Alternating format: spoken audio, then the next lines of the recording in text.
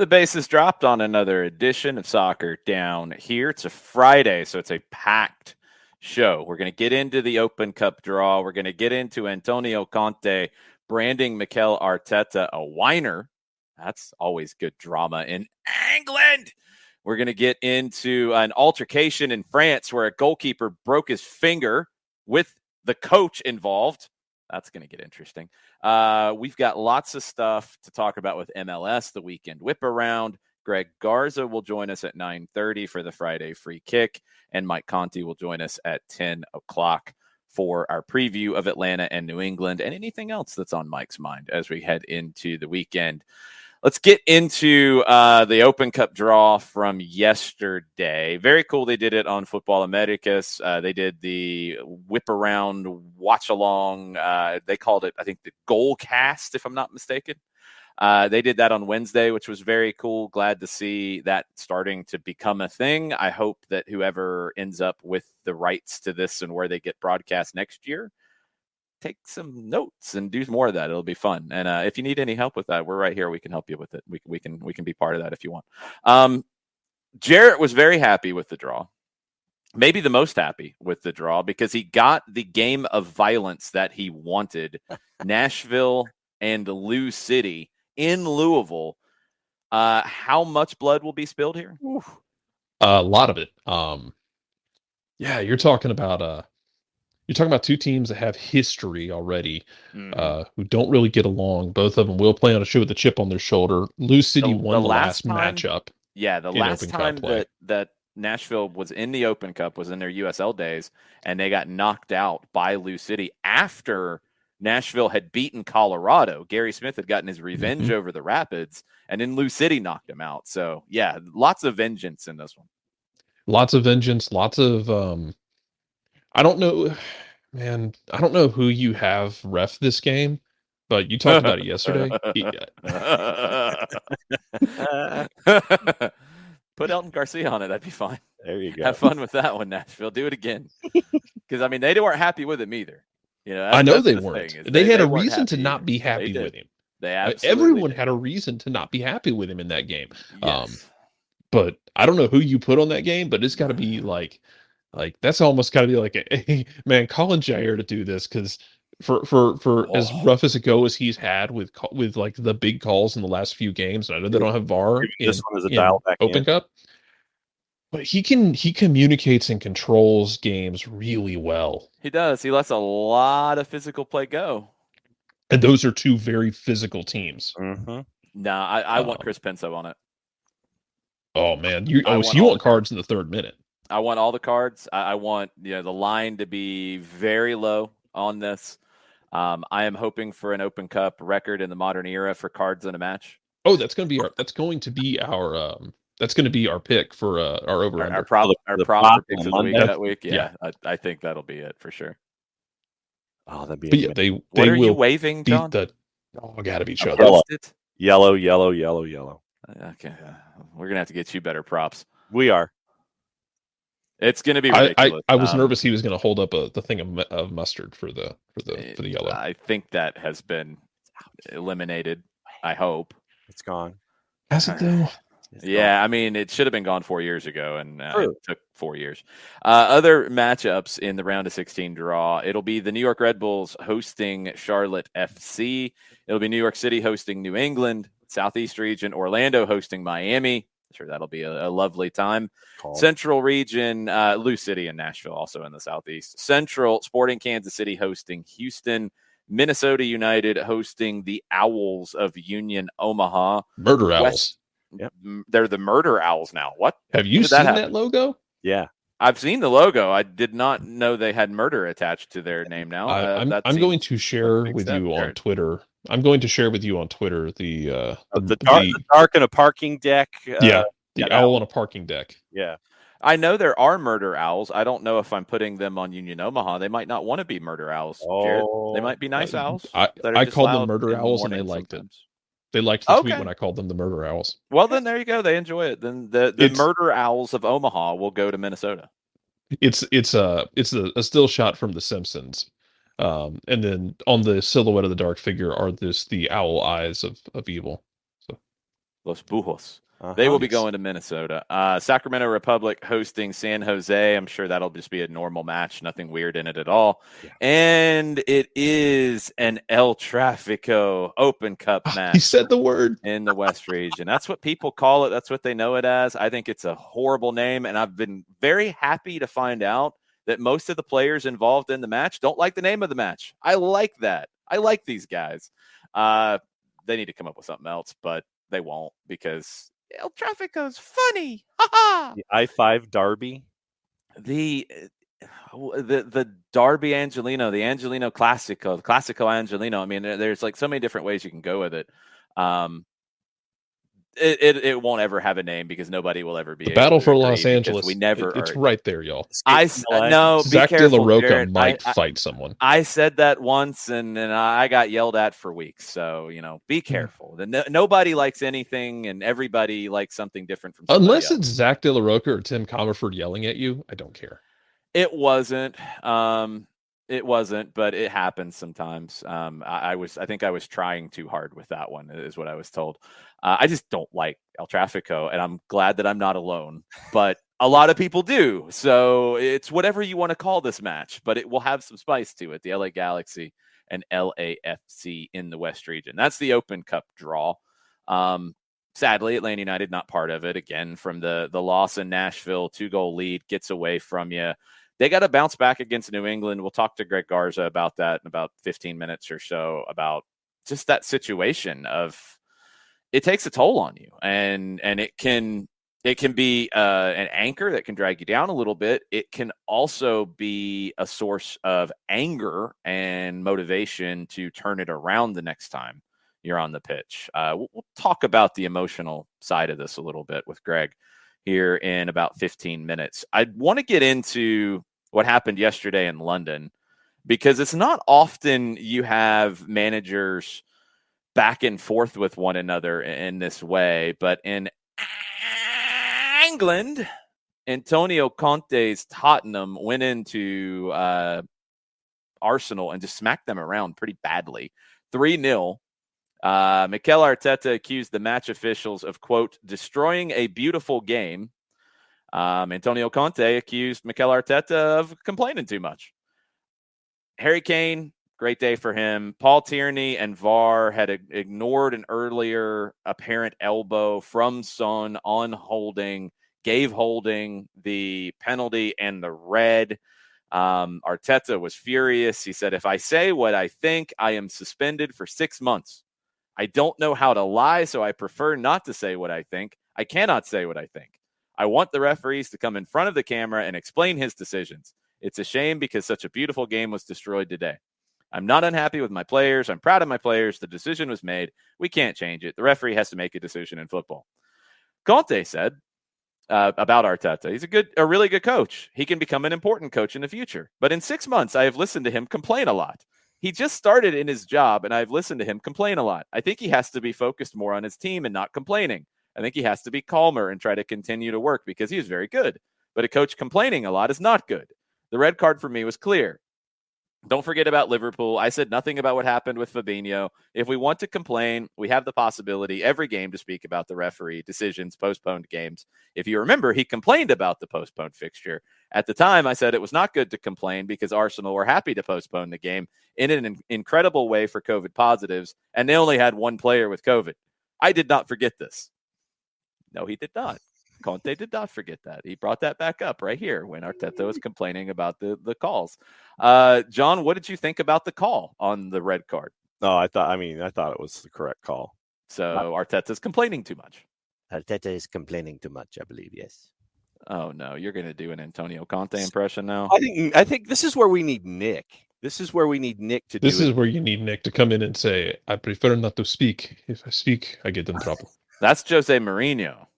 Yeah, but said something. Arteta rolled out basically the Big Lots version of Jose's comments. No, that's kind of harsh on Arteta, but he kind of did. It's not a criticism of Arteta as a coach. It's just it was in the same vein. It was like going to Dollar General and getting the knockoff brand of what you were trying to buy. In terms of the comments, not in terms of the coach. I like Arteta as a coach, but They kind of lined him up and kicked him in this one. This was pretty harsh. Character assassination from Antonio Conte on Mikel Arteta.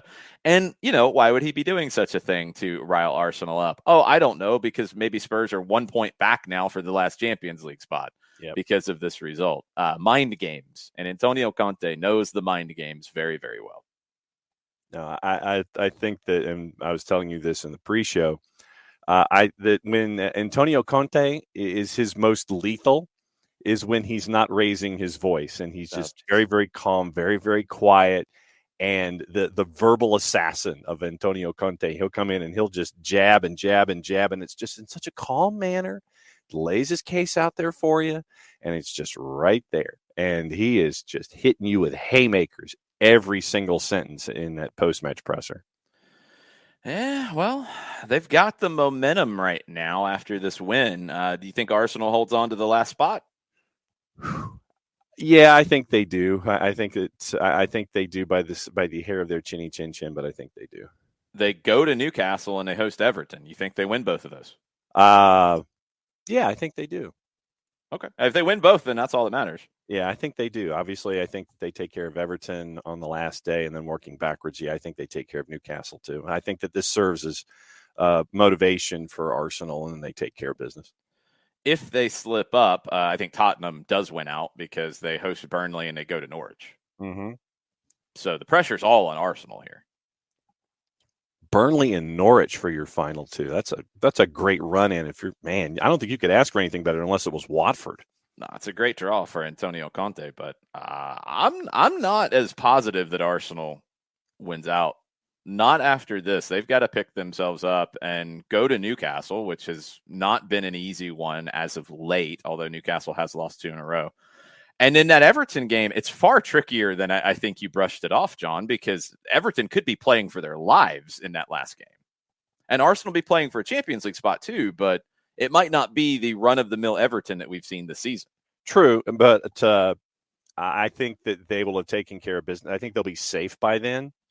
So I think that Everton, with the match in hand, they'll take care of that. So they should be safe. And I don't think that there will be urgency, but just not the same amount of urgency. I think that Everton will be safe by that. If they're safe, there won't be urgency. Yeah. I mean, why would there be? Like, ooh, we want to be 16th rather than 17th. Woo! A little extra money, but yeah, I think Everton takes care of business before that. Yeah, if they take care of business before, then yes, that game does not have the same urgency. But the Newcastle one could trip Arsenal up. That'll be very interesting. Other news this morning, we have an altercation in France. Jean-Louis Lecca, who is a goalkeeper for Lens, is going to miss the last 2 matches of the season. Fractured his finger. Didn't fracture it in a game, didn't fracture it in training, didn't fracture it getting stuck in a door frame or something. Training ground bust up with his own goalkeeping coach, Thierry Malaspina. Both men had to be separated by other members of the first team after Thursday's session. Tensions reached boiling point in the dressing room. The pair grabbed each other by the collar. After the 2 men had been separated, this is even better, Lecca then punched a door in the dressing room and broke his finger. So he didn't break it on the goalkeeping coach's person. He didn't have it broken by the goalkeeping coach. They got into an argument and they grabbed each other and it gets separated. And then he breaks his finger on the door on the way out. Or just genius. Yeah. And Lens, with 2 matches to go, they could be chasing after a Europa Conference League spot. I mean, they have a goalkeeper that people will know in this region, Walker Fariñez, the Venezuelan national team goalkeeper, who was the number 2 and has been playing a lot, especially after the first of the year, because this stuff with Lecca and Malaspina has been going on for most of the year, and it boils over here. But Fariñez has been playing, so I think he will play and be fine. You don't have a drop-off. But, yeah, how fast do they get rid of Lecca after the season? Or the goalkeeping coach? I mean, they got to pick one, I guess. Yeah. Yeah, I think that on the 22nd of the month, you will have a decision one way or the other with one of those two. L'Equipe initially reported the altercation, and then Lens came out and had to confirm it. The club can confirm an excess of character shown by two members of the professional group at the end of training. He's got too much character in him. Jarrett, what kind of a statement is that? John was actually right in the ballpark with it. That's the he got too much Bama in him from what was that the 50s or 60s, John? Or am I too far? No, I think it was in the 50s when the Bama player came off the bench and tackled the guy who was chasing a touchdown. I think it was in the 50s. Yeah. He's got too much character in him, Paul. He had too much Bama in him. He had too much land in him in this case. That's I don't know if that applies in France the same way. I'll have to remember he had an excess of character. I'll have to remember that one. Yeah, I might have to drop that into a broadcast here at some point. All joking aside, though, depending on the details of this, that's the kind of thing that really will set your career back as a coach. Like it can when you start looking for jobs again, and you go, "Hey, aren't you that guy who was responsible for a player breaking his finger, a goalkeeper, literally the only person on the team capable of using his hands and required to use his hands? Otherwise, he probably wouldn't have cared." But if you'd already benched the guy, you'd already said this guy shouldn't be playing, and the manager agreed. Well, he's kind of making everything easier for everybody, right? So if the player had an excessive character and the coach goes into that next interview, okay, so you didn't have enough character. You didn't have as much character as your players. No. The club could confirm an excess of character shown by two members of the professional. Okay, all right. It wasn't one having the excess of character. They both did. So a coach had so the coach as well had the excess of character. Just according to the club, yes. They might like the excess of character from one person, not the other one. I don't know. We'll see which one they like it more from. It's a T-shirt, I think. No, it's not. It's in France. Look, man, the way France has gone the last few years, just be glad no one stormed the gates of the facility. True. Well, that's a whole different excess of character, Jarrett. That luckily they have not gotten involved in this, but maybe they'll pick sides. And I don't think AVD's picked up another coaching job since then. He got out of town. He needed a break after that nonsense. Some rumor and innuendo out there this morning. Newcastle reportedly will make a move for Dominic Calvert-Lewin this summer, according to the Telegraph. Everton set to provide Jordan Pickford with additional competition. They're going to sign Manchester City goalkeeper Gavin Bazunu, who was on loan at Portsmouth this season. The Independent reporting that.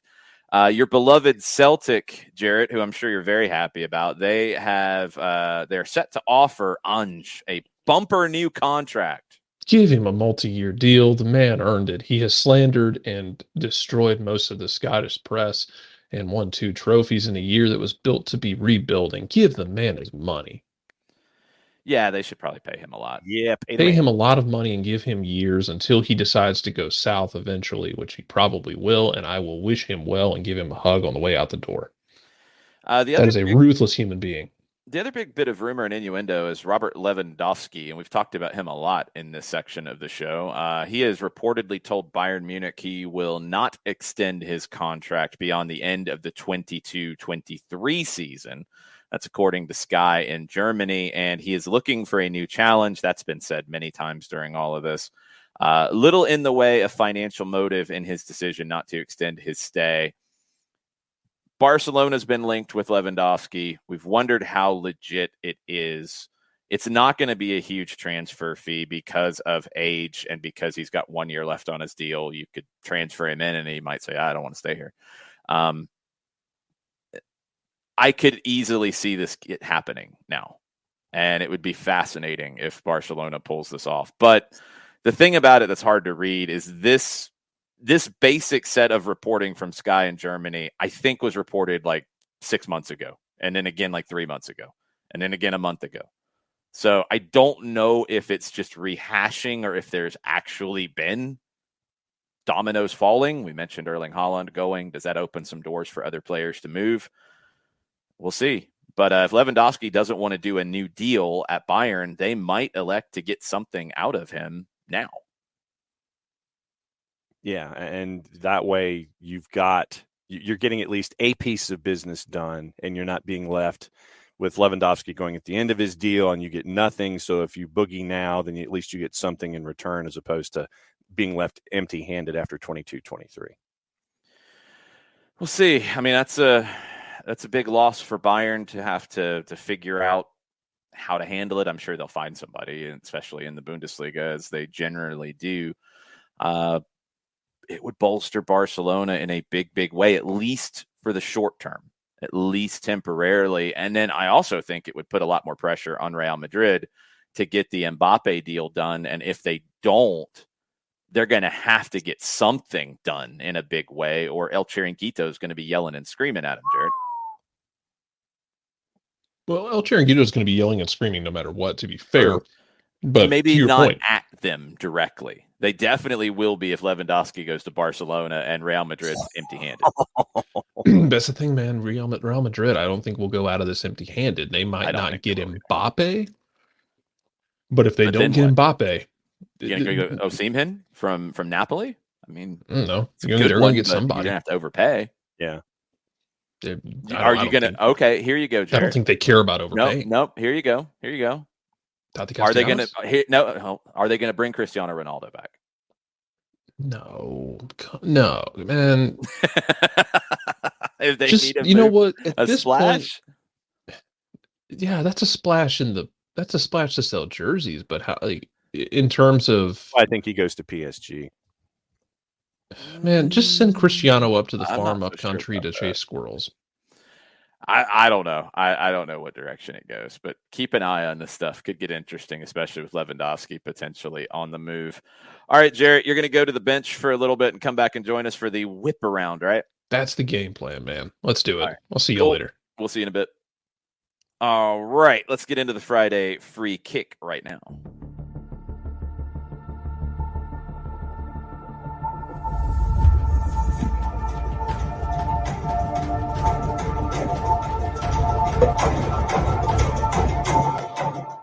Greg Garza joining the show. What's up, Greg? How you guys doing?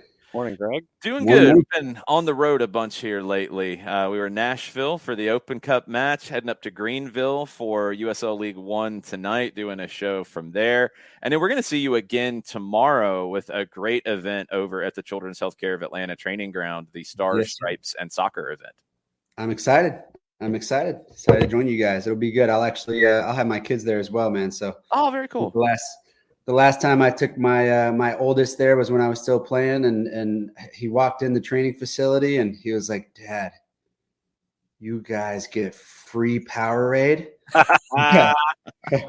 That's the only thing. That's the only thing he cared about. Just knowing that we got. It wasn't about all the fields. It wasn't about anything else. It was him understanding that we got as many free Powerades as we wanted. That's awesome. I want to get into a couple of things with you. I do want to talk about the Open Cup game and kind of the effects it could have going forward, and we'll definitely talk about Miles's injury. But I want to bring up this incident. We talked about it in the first half hour over in France, where you had a goalkeeper and a goalkeeper coach get into it after training into the season.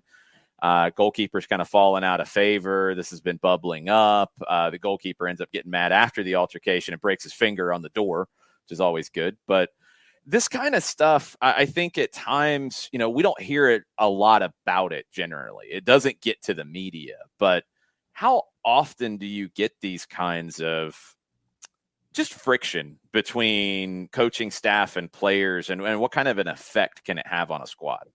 Oh, majorly. I recall even in my personal career when I played at Estoril in Portugal, there was a forward. We were playing in a very important cup game, and a forward he came in as a sub, wanted to take the PK. The coach did not want him to take the PK, wanted somebody else to take the PK. He took the PK. He missed it. We got out of the cup, and the next day at training, we had a huge meeting. And the head coach and that player actually got into a fist fight. They had to actually call the police to come and break everything up during training. So that was, there's been some incidents. I think that it's sometimes it's hard for people to control their emotions. I think if you are a coach, right, you have to control your emotions as much as possible. You can't stoop down to a certain level of maybe immaturity, I guess you could say. But yeah, it's that's probably been the craziest.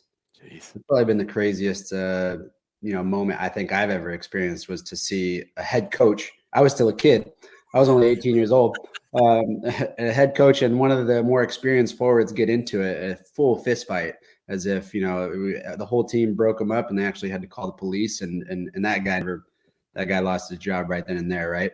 Yeah. He wasn't on the team anymore. So it's pretty crazy how some things like that can happen.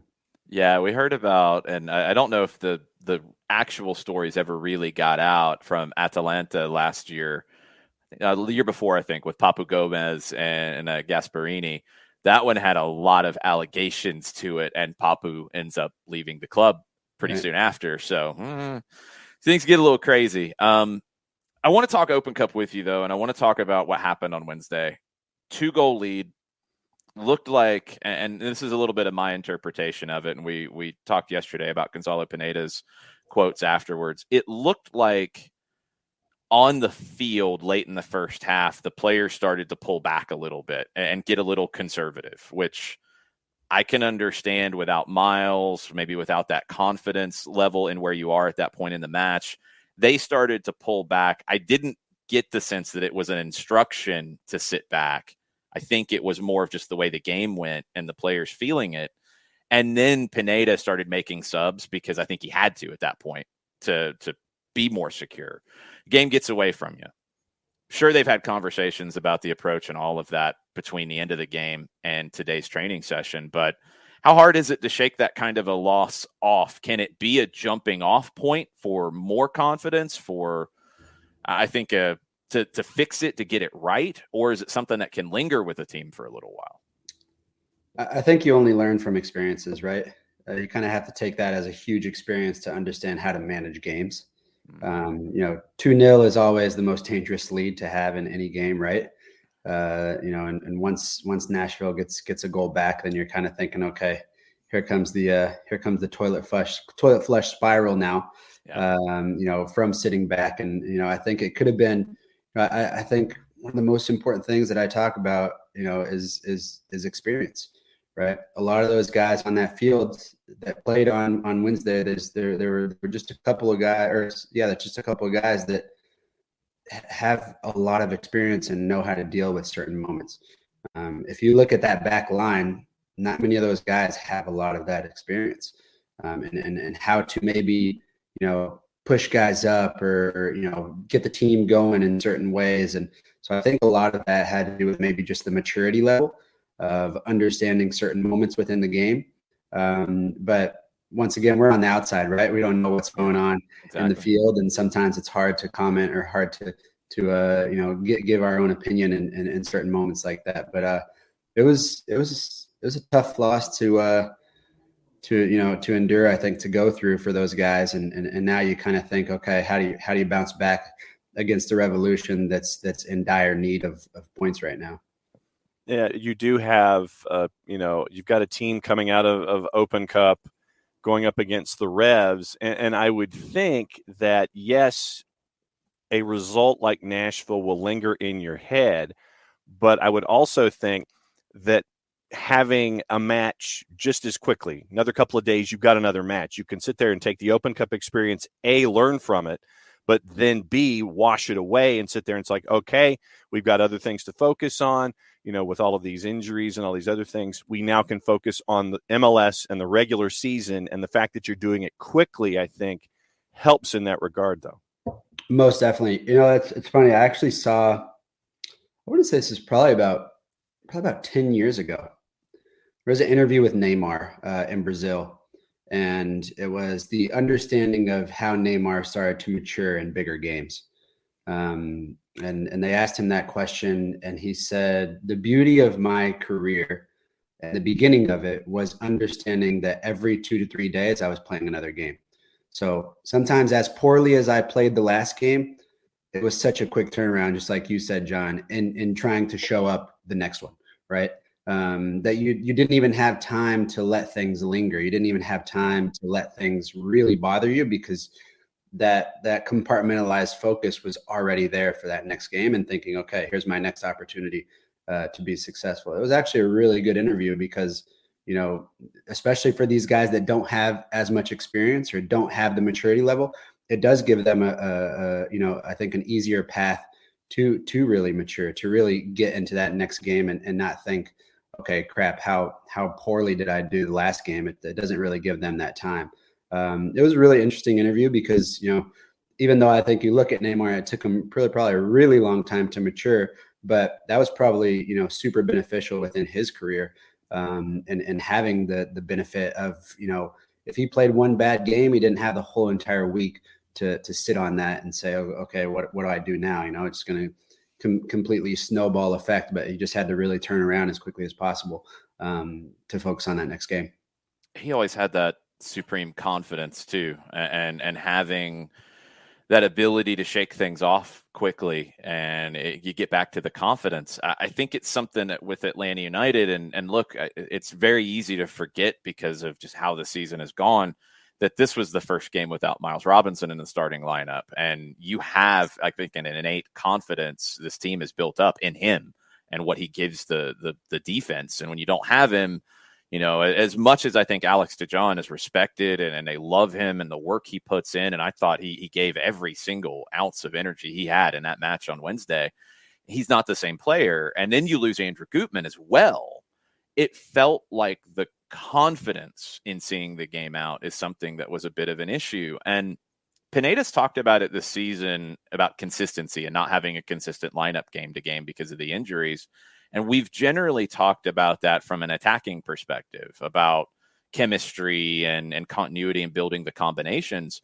But I think it affects the confidence as well, because you're not playing next to the same guy all the time. And it's not that you have a lack of trust, but it's that when you get into these tough moments, it's hard to know who to lean on at times, it seems like. It's tough for a lot of guys to come in and say, okay, now what, right? You have so many guys that are, the first guy that comes to mind is now, Mikey Ambrose, a guy that's always been there and played very well in every opportunity he's been given. Now he has to come in and, make things happen, right? Be one of the more experienced guys.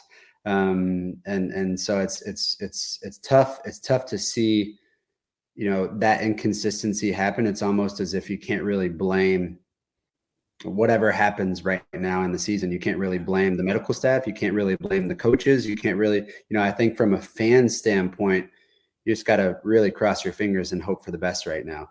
And hope that some guys can really turn things around and maybe put the team on their shoulders. I think we spoke about that last time, right? Who's going to be the guy to put the team on their shoulders, and that guy's not there anymore. Yeah, because of injury. Let's not name anybody else. I don't want to name anybody else. No show jinxes.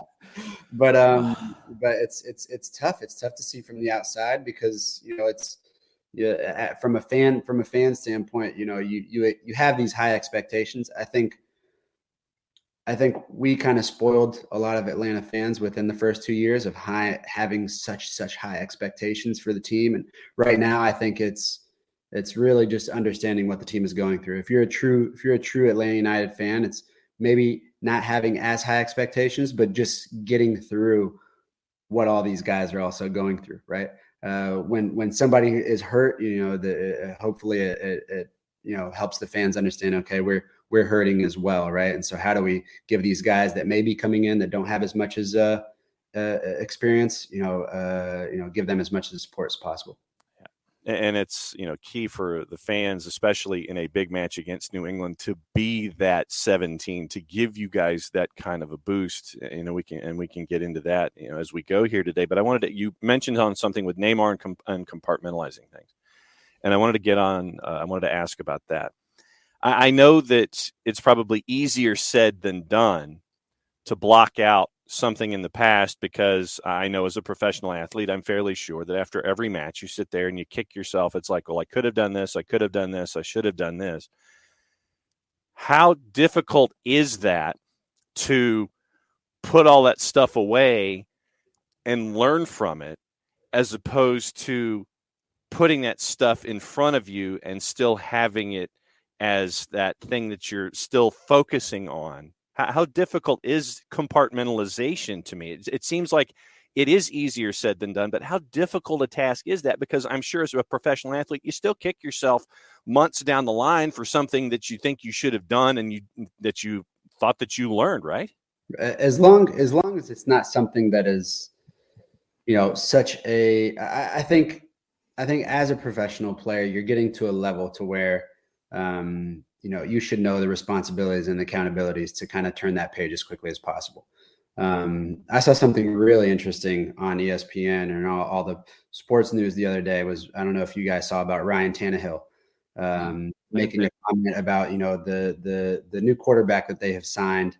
With I believe with Tennessee Titans, right? I believe he's the quarterback, and just how everybody said, okay, now this new quarterback is under your wing. You're gonna have to mentor him, right? And Tannehill's comments were something, he was scrutinized because he said, if this guy is playing at this high level, I don't think I need to be his mentor. I'll be his leader, but I'm not sure if I need to be his mentor because he's going to have to learn these, responsibilities and accountabilities. And, I think that's what you said, John, is truly, truly part of it, because I think if you are playing at that high of a level, you have to understand how to turn the page as quickly as possible, no matter what happens. Right. I think when we are speaking to a lot of kids that we mentor, it's helping them understand how to compartmentalize. Right. I always say, something that I did was always journaling, right? Whether it was learning from certain experiences, even as a pro. But it's whether kids are dealing with school or they got a history exam on the same day that they have a game, how can they compartmentalize that focus and within their history exam and not think about anything within the game? And then once that history exam is over, how do they then compartmentalize all their focus onto the game? So I think it's pretty much, very similar within the professional environment, is understanding those tasks at hand, and the ones that are truly the most important that are right in front of you. And I think that if you are, I think going back to, the Ryan Tannehill, if you are at that level, you should know how to compartmentalize that focus into certain moments of whatever is next. Outside of the way the game ended on Wednesday, there were a couple elements, I think, in the first 45 that should give a lot of positivity going forward for this group. And the biggest one for me was their work off the ball defensively and up high. I thought with Araujo back into the group, the pressing has gotten better. I thought it was borderline elite in this one against Nashville, as they really couldn't get anything going, just conceding possession consistently. When you're in this situation and you're up against it with the absences and the injuries, is that something that a team can channel their energy into affecting the press, the counter press, to turn games around and to maintain control? I think it's a hard task at hand, especially for Gonzalo, to really try and understand how to work with the pieces that he has, right? If he feels that the team that he has is a team that can go out on Sunday and accomplish that and execute that, then yeah, definitely go for it. But I think the best coaches that I have had within my career were ones that knew how to get the best out of every single player, no matter what lineup it may have been. And that might be changing ways that you have to play, right? And you really have to look at the pieces and to be honest, I think there's so many coaches out there that say, okay, this is the way that I play, this is the way that I train, this is the way that I coach, and it's not going to change ever, no matter who is in that position, no matter who is there, right? But I think, in my personal opinion, those might be only for the Man Cities or for the Real Madrids or for the, for the coaches who have a certain specific style of play and they have the certain types of players that can always execute that. Whereas maybe if you look at, a lot of the teams in the MLS, you have to go by what's given to you. You have to kind of really adapt to that. So I think you look at Sunday and you say, okay, is the team that I'm putting out, the 11 that I'm putting out, able to execute this high press, able to execute something to where we can't get beat on the back end if we have a high press, then all for it. If not, then I think he's going to probably have to have a long talk, a lot of video sessions, kind of going through their game plan and helping them understand, okay, we might make a couple changes. We might make a couple, slots into defense to where, things might change for a lot of us, but hopefully it'll be for the better. Yeah, that's the hard part about Sunday as well, because you almost have to come up potentially with a different game plan, because Alex DeJohn played 120 minutes on Wednesday. What's he going to have in the tank? Gutman, I don't know what we're going to, I don't know when we're going to see him again. Hopefully not a long-term thing, but it'd be kind of surprising to see him again on Sunday. Wiley's not 100%. Campbell played more minutes than you thought. Alan Franco played 120. Like, you start going through, like, even beyond big picture tactical ideas, you're going to be limited on Sunday, no matter how you spin it, because of all the minutes that were played. Most definitely. I always used to, especially being in the league, and I always used to look at, even if I used to look at MLS whenever I played in other leagues as well, as, gosh, they should throw a lot of young guys in there, right? Because they don't have to deal with going down to the second division. I always thought about that. Playing in Mexico was like, man, if this were in Mexico right now, I know the coaches, I know the players, they would be absolutely, lost right now, thinking, okay, what do we do now, right? We're going to lose percentage points and whatever we might be. But I think you kind of look at it here within this league almost as an opportunity to see what's next. Yeah, I think throwing a name in there, you got Noah Cobb, who just signed his first professional contract. Who absolutely. could be a great asset to, and you look at, you even look at, who we're facing, right? Bruce Arena has really thrown in a lot of young guys that sometimes you have no idea who they are. And they end up making great careers out of what, special moments like these. Could that be a question to ask for ourselves if he could get an opportunity? And I think a great example of that is George Campbell. He's made the most of all of his opportunities that he's had. Kind of like we've talked about before, is who's stepping into that next role of, creating an opportunity for themselves, whatever the future of Atlanta United might be, especially in this moment right now. That's such a difficult one. Well, because at the same time, and it's something that we've seen with Gonzalo Pineda and his tenure, he doesn't look at the driver's license. He doesn't look at your date of birth. He doesn't. It's like, are you performing? Are you doing what's being asked? Are you handling the role well? And are you growing into it? And you could be Noah Cobb, who is, who's not able to vote yet, and he could be put into an 18. He could be getting playing time. George Campbell, we've seen what he's been able to do. So it literally comes down to, are you getting what I'm teaching? And it doesn't matter how old you are. I'm going to put you out there if I have the faith in you. And that's got to be fantastic for a teenager or a young man to sit there and go, the coach has this much faith in me to go out there in this situation, which is clutch, and he's calling on me to be a part of this. Most definitely. I think not even from a coach standpoint, but just from an organization standpoint, right? You have that opportunity to sign your first professional contract at such a young age, and being thrown into the den of the Lions or Tigers or whatever it may be is such an easy way to learn as quickly as possible, right? I think there is no better way. Thrown into the fire sometimes is kind of helps them grow and mature as much as possible, even though I know a lot of those kids, they are so very mature, and that's why they've been given that opportunity.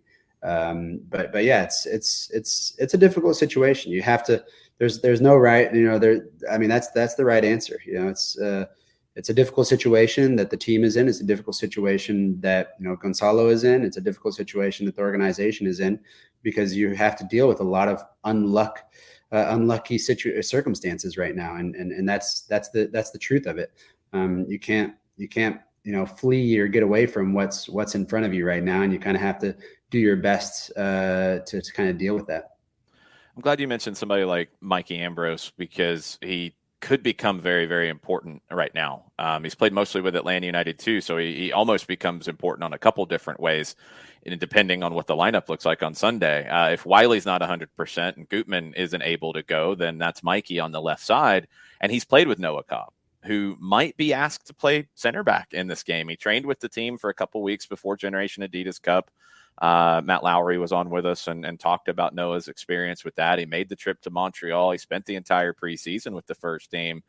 You could be looking at two guys who have played together a lot this season on that left side of the back line by necessity in this one. It could be. I think you hope for the best that, some guys are fit enough to play this next game. But, I think that's, like I said, I think that's where, opportunity is always at hand, right? You need guys like that, especially like Mikey, somebody who is, the industrial kind of guy who can just come in, whenever and whatever moment and still perform at a high level, and also guide other guys like that, because he does have experience in this league, and he has been around for a while. Yeah, he becomes, I think the leadership side of Mikey Ambrose becomes really important. We saw Mateus Osetu with the armband on Wednesday. I think even Mateus was a little surprised. I thought he played well. I didn't have an issue with anything with his play. I think it's something that can elevate him. But it's going to take like everybody to be leaders at this point, it seems like. It's just such a tough situation. We've talked about all year long all the different injuries, and have we ever seen anything like this, and what's causing it, and all the different permutations of the conversation. But you're just in this spot right now with injuries and with fatigue from a match, and you're turning around for a home game. You mentioned it earlier, the effects that the crowd can have on it. It feels like a day where that push, that support is really going to be vital to boost this team, because they're tired and beat up. I always say that, Atlanta, the Mercedes-Benz is always a spectacle, right? I always compare it to a concert. It's funny this, if I have a friend that's, from a different country, or, someone that's sitting next to me from a different country, they're like, man, I've never seen anything like this before. It's an absolute concert. But from the very get-go of walking into the stadium to the very end, but I think on, from the support standpoint, it has to be there, and, the best way possible. Just I'm hoping that whatever happens in the game on Sunday, and you always expect the best to happen, because playing at home, you have the support of the fans, but whatever does happen is just hoping that, I think myself, even from a fan now, is just understanding the situation. Understand that there's going to be new guys that might be coming in. Understand there's going to be some guys that might be gaining more experience, and the only way that they can get through that experience is through positivity, right? And so I think that's going to be major for most fans to understand, with whatever happens. Hopefully for the best on Sunday, but just that support is consistently there, especially with what the situation is right now. When was that first time when you were with Atlanta United that you could sense that it was a spectacle and that it was different? When was that first match where you're like, oh man, this really is helping us in a situation when we really need it? Was there a first moment? I think so. It was the very first game. I mean, if you guys were there, it's the very first game at Bobby Dodd. I think I think at that point, John, we didn't even realize what we were expecting at all. I don't think any of us were. But I think right there, we realized, okay, this is for real. These people have been waiting for so long. And it's really funny. I always think back just to the support. Now, this is why I think that we as fans are a bit spoiled, right?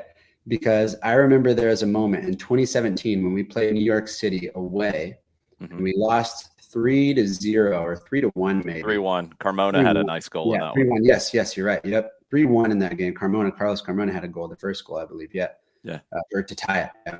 And I remember coming back in the airport, and I remember so many fans traveling with us, and so many fans went to that game. I remember us walking on the bus, and I remember all the fans clapping and saying, "It's okay. We play them in a week. We're gonna get it back. We're gonna get it." And all the Argentinians and everybody foreign, and they just like looked at me as like the translator, and they're like, wait, what? We just got our asses handed to us, losing 3-1, and they're supporting us right now, right? They're clapping at us, saying it's going to be okay. And I think in any other place we would have played if we lost that game 3-1, we would have got bags of. I'm not even going to tell you what's inside those bags. Right? But it's I think as time has progressed, I think even with that, it's sometimes there's a very, very much higher level of expectation from a lot of the fans, and that's normal. That's the normality of it. But I think in moments like what is now, how can the fan base really go back to that, right? And understanding that no matter what happens, that support has to be there, especially with with newer guys might having to step up and step in and continue to perform. Yeah, you can have both, I think. I think you can have the high expectations of winning all the trophies every year, even though that, nobody really does it in this league on a regular basis. But you can have the expectation, but I think you also have to have the understanding of the current situation, which was not planned, intended. It's nobody's fault. You can't blame anybody on it.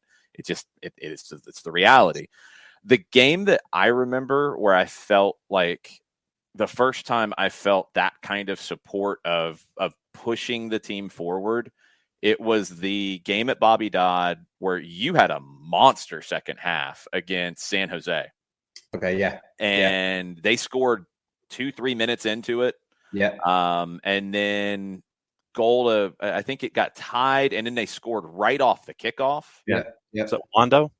Yeah, Wando it was a ridiculous goal from Wando on a cross from Lima. Yeah. And it felt like that was a moment where it could have gotten quiet, and it didn't. It got louder, and it just kept getting louder the rest of the night, and it ended up with a big win.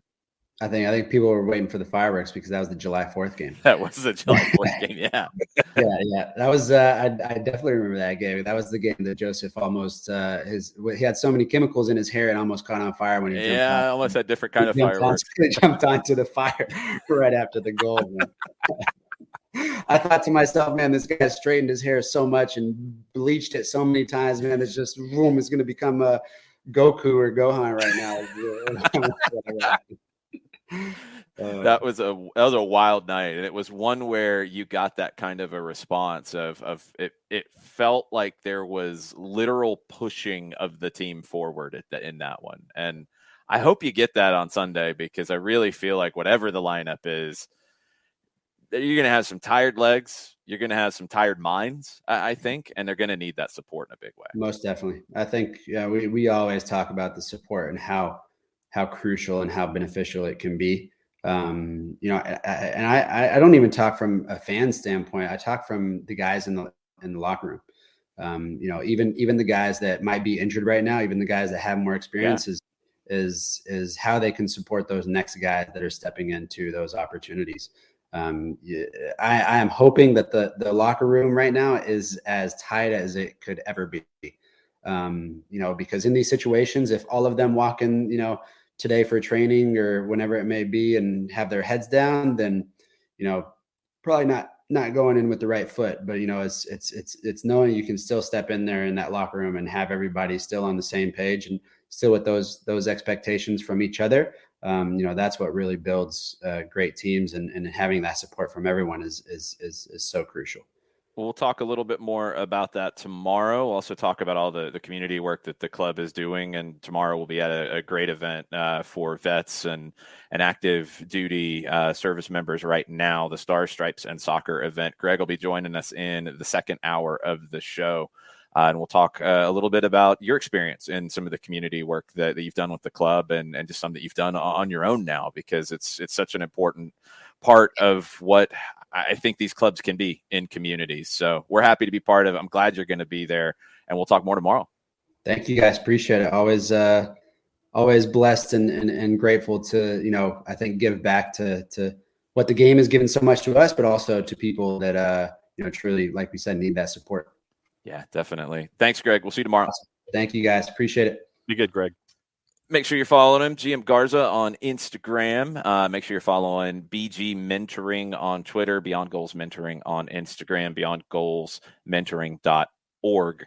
John, tell us about our good friends over at Eliminize. I can certainly do that. QR code over my left shoulder for those of you watching on Twitch. Rotor-free, clean, fresh air. There's only one place you need to go, and it is Eliminize service. Deodorizing enclosed spaces like houses, apartments, and condos, they've created a customized solution that eliminizes all organic odors, including those like pet, cigarettes, and food.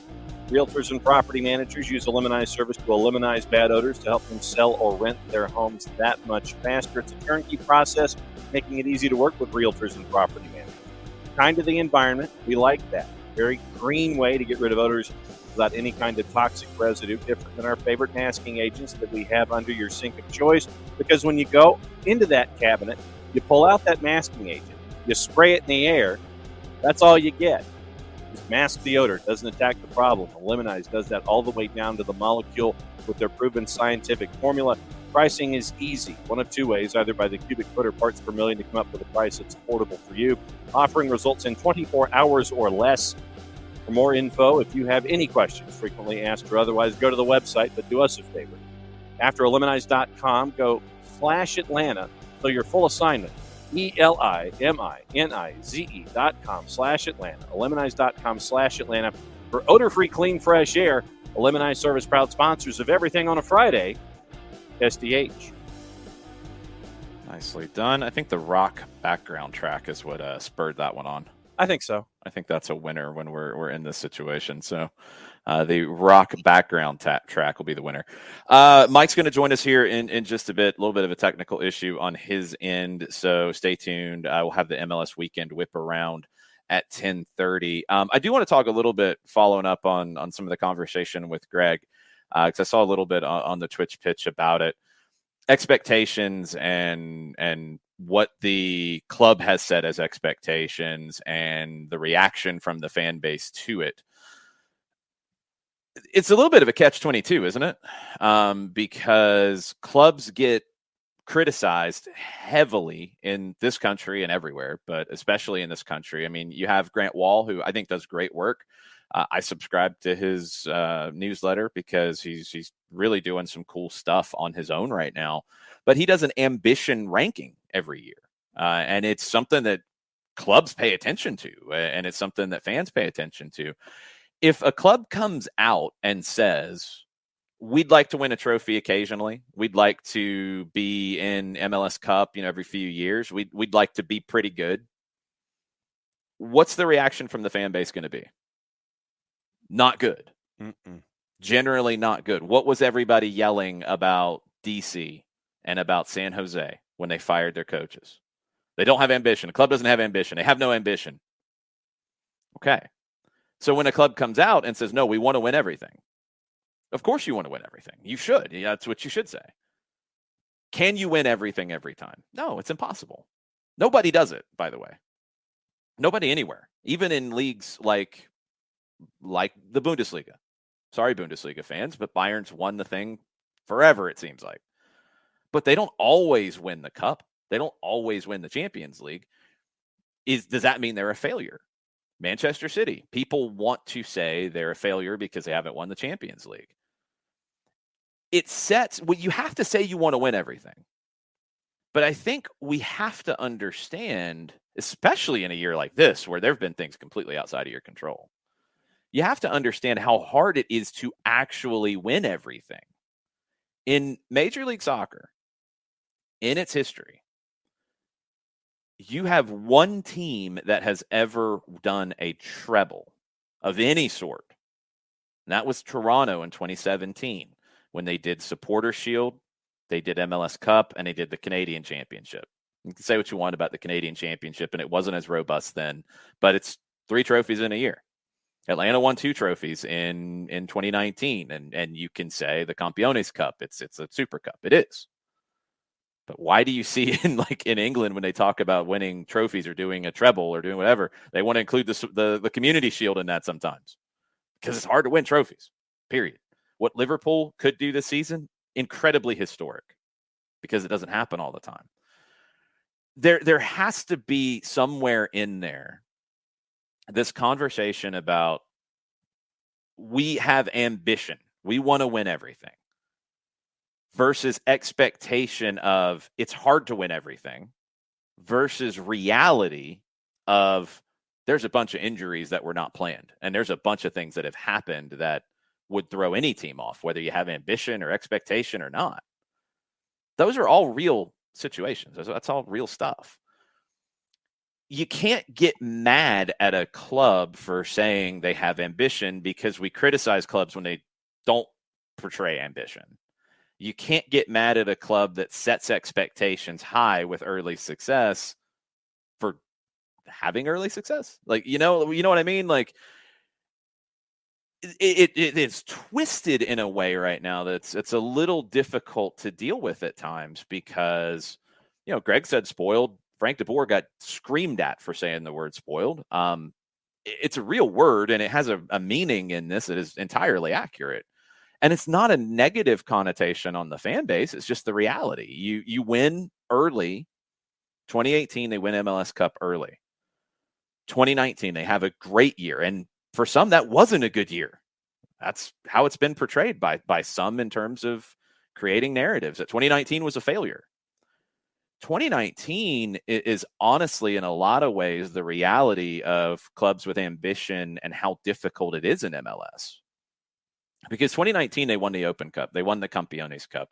They were third in the regular season overall. They were third in the overall in the league. They were in the Eastern Conference Final, so in the Final Four, in the Final Two in your conference. That's a great year. And you can have ambition and expectation and still say, you know what, that's a great year. And we were this close to it being an even greater year.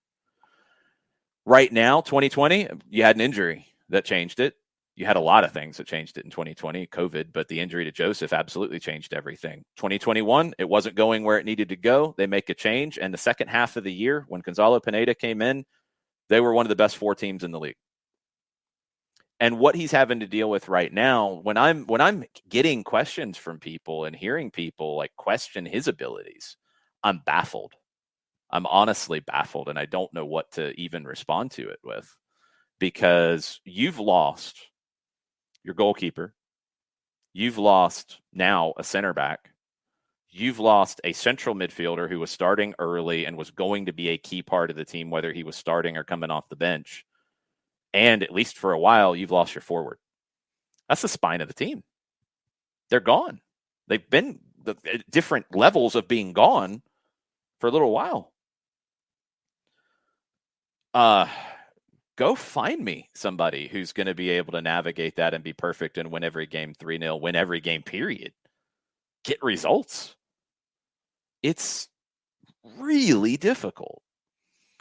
And the more I've thought about Wednesday, the more I come back to the confidence side of things, because they got conservative on the field before any subs happened, before anything tactically changed with going to 5 in the back, for example. The players got conservative because you're missing your goalkeeper who's going to be pushing you forward there. You're missing your national team center back who you can trust in those moments. You can trust to play up higher, and you can trust, hey, we turn it over, Miles is going to clean that up. We're good. You're missing Alonso's voice in there, who was really having a positive effect early on. And you're missing the Viper up top. You're gonna struggle for confidence in those situations, and you're gonna get a little bit like, oh, we gotta hold this. We got 2. We gotta hold this. You're gonna get that way. It's a battle right now. It's a real battle for this team and the mentality and everything going on. The support is definitely vital, but it's just that whole conversation about ambition, about expectation, about anger, frustration, whatever. It doesn't have to be one or the other, because if this club came out and said, we don't have ambition, or we don't have expectations to win, you don't get the excitement that you get early on, and you don't get the team built that you did.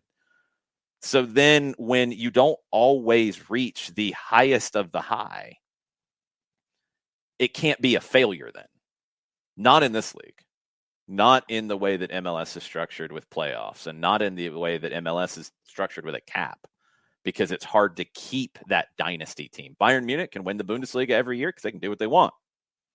Manchester City and Liverpool can pull away from the Premier League and have a 2-horse race because they can.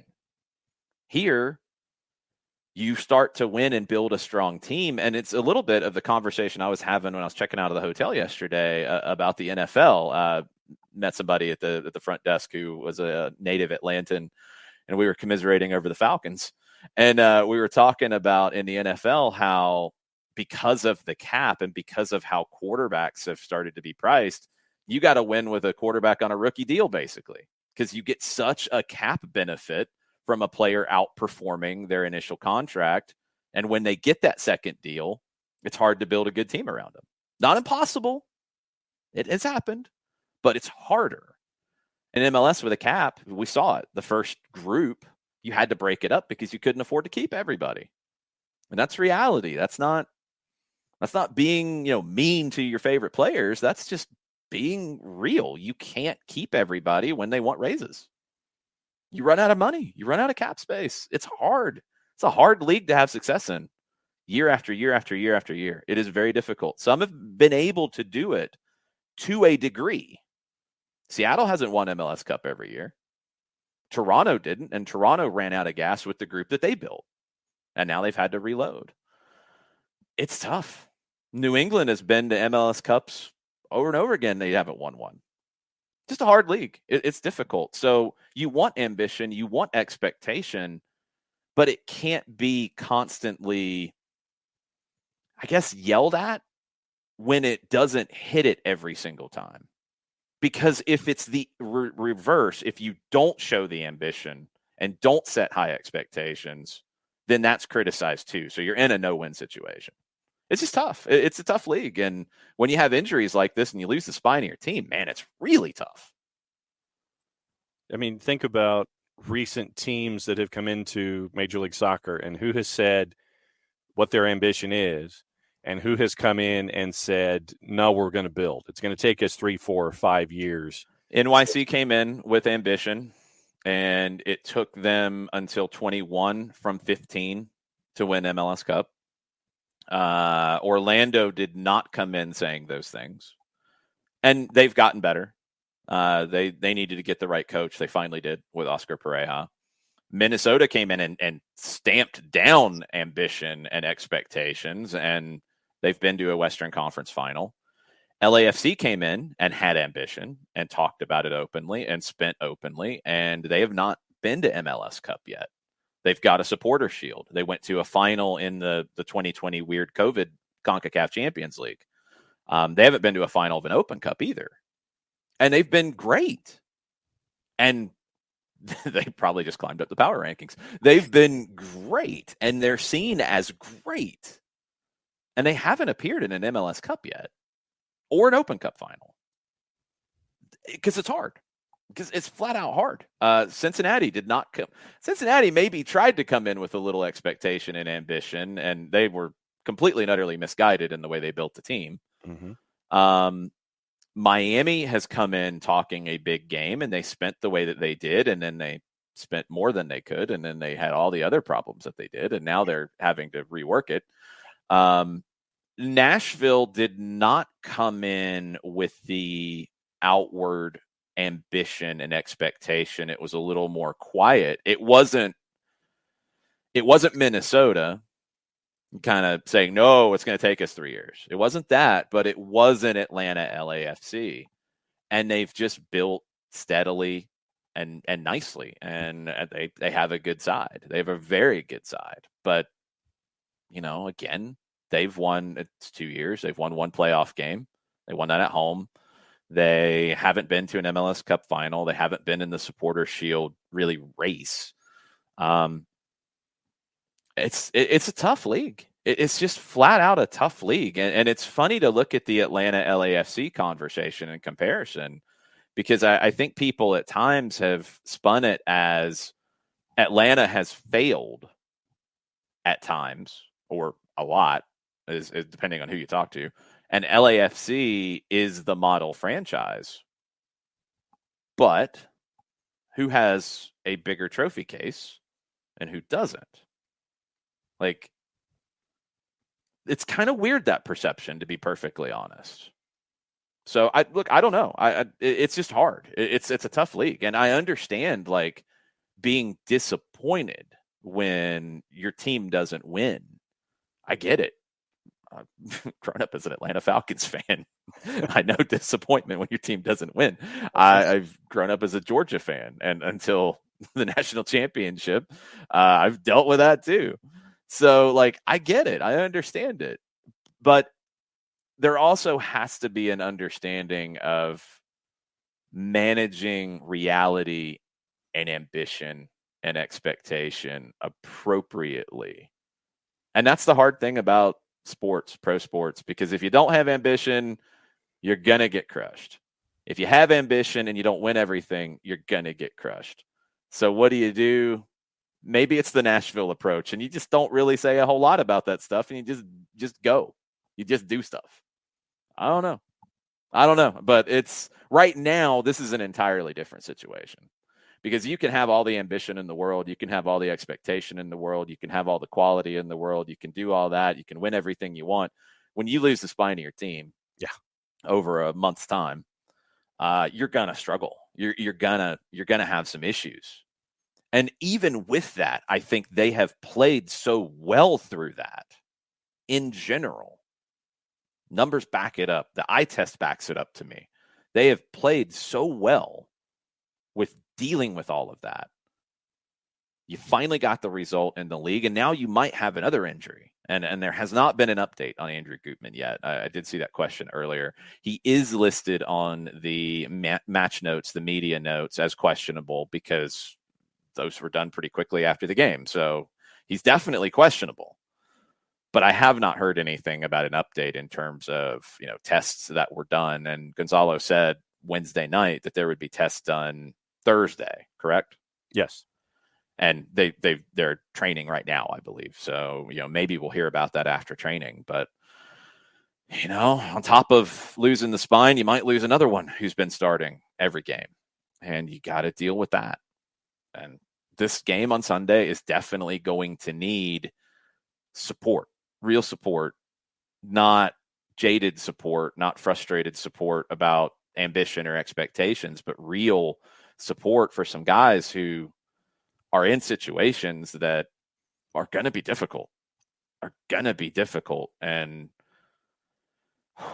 I can't even imagine trying to sit down and figure out the lineup, let alone the 20-man roster, let alone tactics based off of what we have to work with. Gonzalo Pineda and his staff are just, it's so difficult right now for them. I don't envy their task right now at all. Couple of thoughts from the Twitch pitch on this. Shiva said, I've come myself to realize MLS is so different. You can be a bad team one year and a great one next year. That's what makes it so interesting. Yeah, I mean, it's a playoff league, so there's always a way. You can be seventh in your conference and win MLS Cup. You can do what Seattle did in 2016 and have the year that they did and then go on a run at the end. That part is one thing you have to realize. So that's a little bit of like an NFL kind of a vibe. I think the difference, so let me try to put this in American sports terms. Most leagues worldwide are more like college football in terms of a loss here or there can kill your season, derail it. Although now you do have some ways to fix that, but limited, only 4 teams are going into the playoff. You got to get into your, unless you're Alabama, you got to get into your conference championship game generally, and you got to win that to get into the playoff. If you lose one, maybe you can overcome it. If you lose to somebody big, if you lose a second, you're probably not going to win the title. That's somewhat like Premier League and Bundesliga and La Liga and all the others. MLS is more like the NFL in that you can be 50%. You can be 8-8, or 9-8 now that you have more games. That's going to throw everybody's cliches off. Yes. You can be right about 50-50 in wins and losses, get into the playoff as a wild card, and win the Super Bowl. And MLS is more like that. So the way that we consume it, I think in soccer terms, we generally consume things like Europe does. Now, what I would be really curious to break this down, if we had focus groups to do this, I'd be really curious to break this down between how, for example, Liga MX fans who are also Atlanta United fans feel game to game versus fans who have grown up with the Premier League or leagues in Europe that don't have playoffs. Because Liga MX has had playoffs for a long time. And you have that different mentality. You also have the shorter season too, which changes everything as well. So it's not a like for like. But you almost have to think of it more in that way because, yes, a loss in April, May counts the same as a loss in September. But we know there's a little more meaning to it as you get later in the year because you need to build momentum. You need to be at your best at the end to go into the playoffs and go win 4 or 5 games and go through and win the cup. As opposed to in England, if you lose in week 2, it's the exact same as if you lose in week 37 outside of a title race scenario where you have momentum, but it's not like going into knockout games in a playoff. So it's just a different flow, and the emotions around it have to be a little different too. Pilgrim, I think the frustration and negativity we always see in the fan base is people wanting a full power dynasty year in and year out, which is understandable. We all want that, but that's tough anywhere. It's tough anywhere. It's impossible in a cap league. I don't think we truly give what the New England Patriots did for so long enough respect, because it's borderline impossible. Mm-hmm. Now, they had one of the greatest players to ever do it in Tom Brady, and when he left, it changed. But yeah, even with that, how many teams have we seen not be able to do that? It's incredible. Cap leagues are just a whole different feel, and you can't run from that. And that's not about MLS not having ambition as a league and not doing it. It's going to have a cap no matter how you do it. Like there's going to be that. There probably should be that in other leagues, to be perfectly honest. And if they're not going to do that, they should have a playoff. And they've talked about that in Italy. They've talked about that in Germany. I don't know if they ever get to it because it's such a change of tradition, but it gives more teams an opportunity to win. But when you have more teams with an opportunity to win, you have fewer dynasties. And some people feel like dynasties in MLS would make it better. I actually don't. I disagree with that. But it does create this dichotomy of a team that says they have ambition are judged very harshly if they don't win MLS Cup every year or every other year. And it's really hard to do that in a league where, talked about it coming into this year, 10 different teams could win MLS Cup walking into the door, at least. And maybe a couple have stepped up into that. Dallas has. I thought Dallas would be a playoff team. I didn't have them as a cup contender. I kind of do now. So Austin has smashed down that door. I don't have them quite there. I have them in the tier below. But yeah, like there's so many different teams that could win MLS Cup year to year. And it's only getting bigger every year, I think, with the quality in the league. So it's tough. You're not going to have dynasties in this league. You're going to have teams that are consistently good, but you're not going to have dynasties of teams that win every year. Just impossible. Well, and you mentioned the New England Patriots. They didn't win every year either. They were just in the mix. Right. And one of the keys that the Patriots have had to be that consistent is the versatility of a player.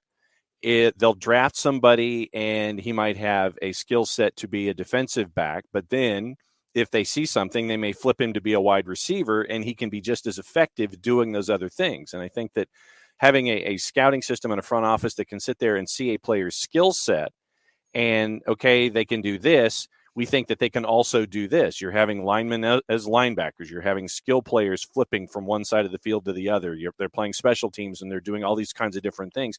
In a cap league, when you have guys that can do a bunch of different things and be a bunch of different things for you, I think it sets yourself up to be successful over the long term in a cap league when you have guys that can think outside the box like that.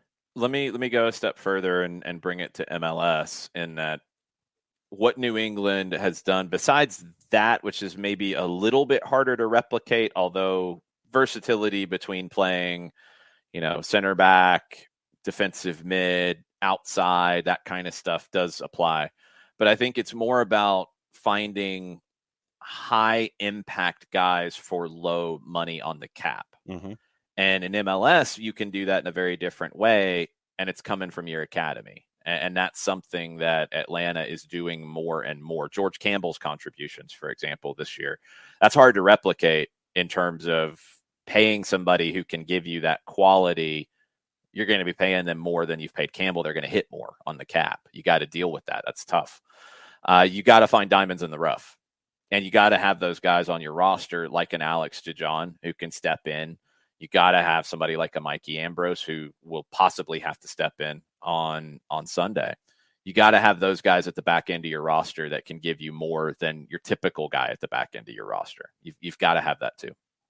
And it's those, for the football side of things, the American football side, it's those 5th, 6th, 7th, 8th round draft picks that you can bring in that can help you, that are low on the cap, but can be a part of that 53-man roster. Feels like the Patriots would typically get more value out of that than anybody else. Yeah, and so seeing those kinds of things, that was the instant analogy that popped into my head when you were discussing things with Major League Soccer, was the Patriots and their versatility and getting those draft picks that no one's going to look for. They're going to look for the guy in Division II, Division III, but they know that they can have him do X, Y, or Z, and you're only paying him those high round draft pick numbers, and it won't impact you on the cap.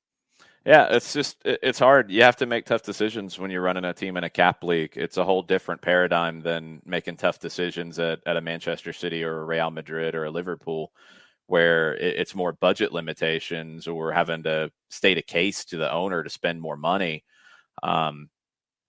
But you can keep somebody if you want to. In a cap league, you got to make the decisions about what does this do, not just for my cap now, but for the next year and the next year and the next year. And then I've got to save money in this position. Do I have somebody coming through the academy that can give me that now? Can I let somebody go who's higher priced, play the young kid who can give me the performance I need to win, but can give me the cap support I need to be able to pay somebody else? And you generally have the idea of the windows in cap leagues, where you have a certain window of time with a group that you can win. The Patriots were able to keep that window open for a very long time, longer than anybody I can think of. Everybody else, you get to a point where the window closes, or you've got to really blow it up for a year, 2, sometimes longer, to open another window. And it's just hard. It's just extremely hard. And that has to go along with the idea of having the ambition and having the big expectations of, even with that, it's hard. Even when you have that, it's difficult. It's far better to have the ambition and the expectation than to be a San Jose or a DC that were heavily criticized when they made their coaching changes because of their lack of ambition.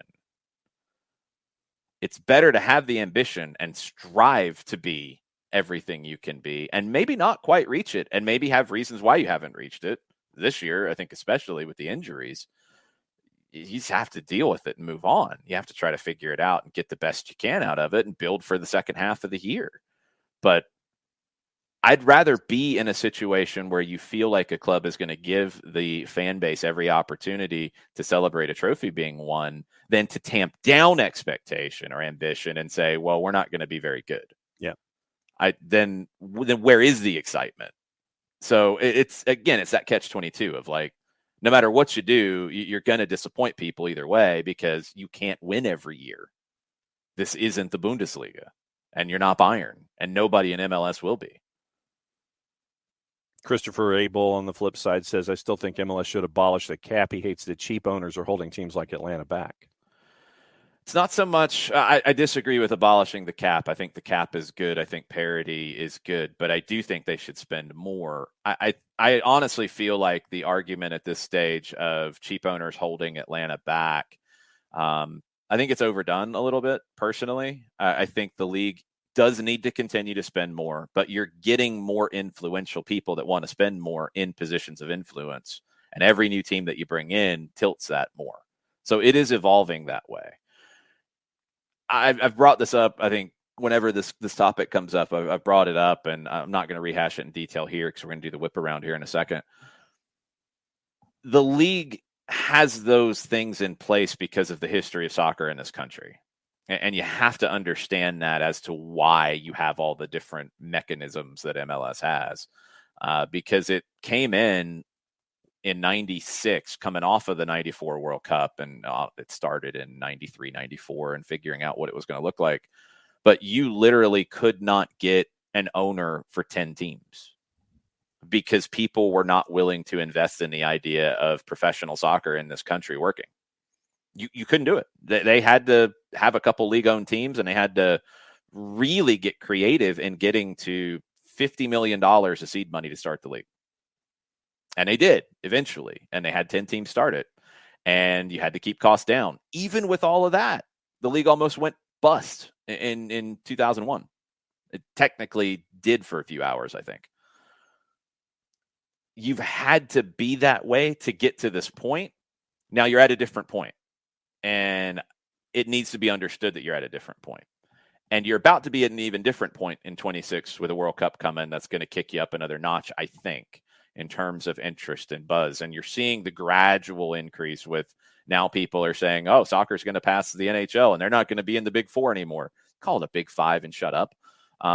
Again, wreck your cliches. But MLS is what it is because of the past.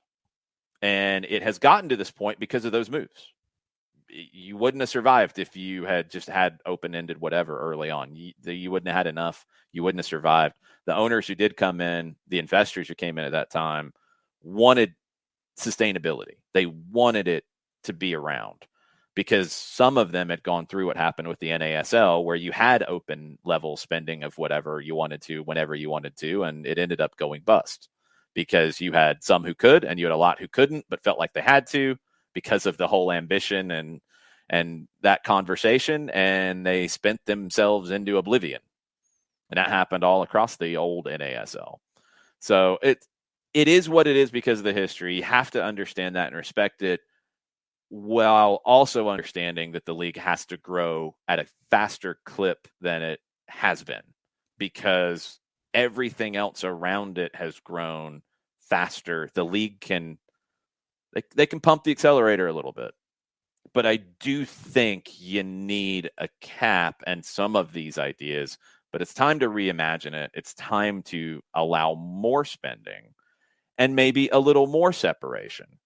But I don't think you ever get to a point that you abolish a salary cap in MLS. I think you see more limits on spending in other parts of the world as opposed to MLS going down that road. I think you will always see some kind of limit to it, but it has to be expanded and it has to grow.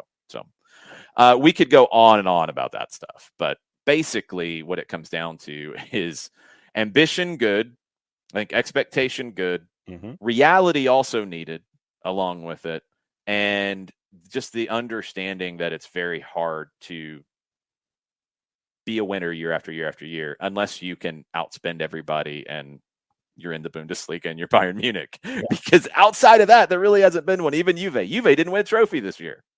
No trophies for Juventus. Nothing. Yes. And they had won forever. So at least won something every year forever. They'd won the league forever until they started to mess that up when they fired Maurizio Sarri. Let's bring Jarrett back into the mix. Let's get into the MLS weekend whip around. I don't have your music. I'm not going to fake it, Jarrett. Hi. Hi. I said we're not going to fake it, John. I'll mute you. I don't know all the notes anyway. I just need it's probably good. Hi, Jared. I will get you the sheet music. No, you if won't. I have to transpose it myself, I will. Sweet. No, you won't. No.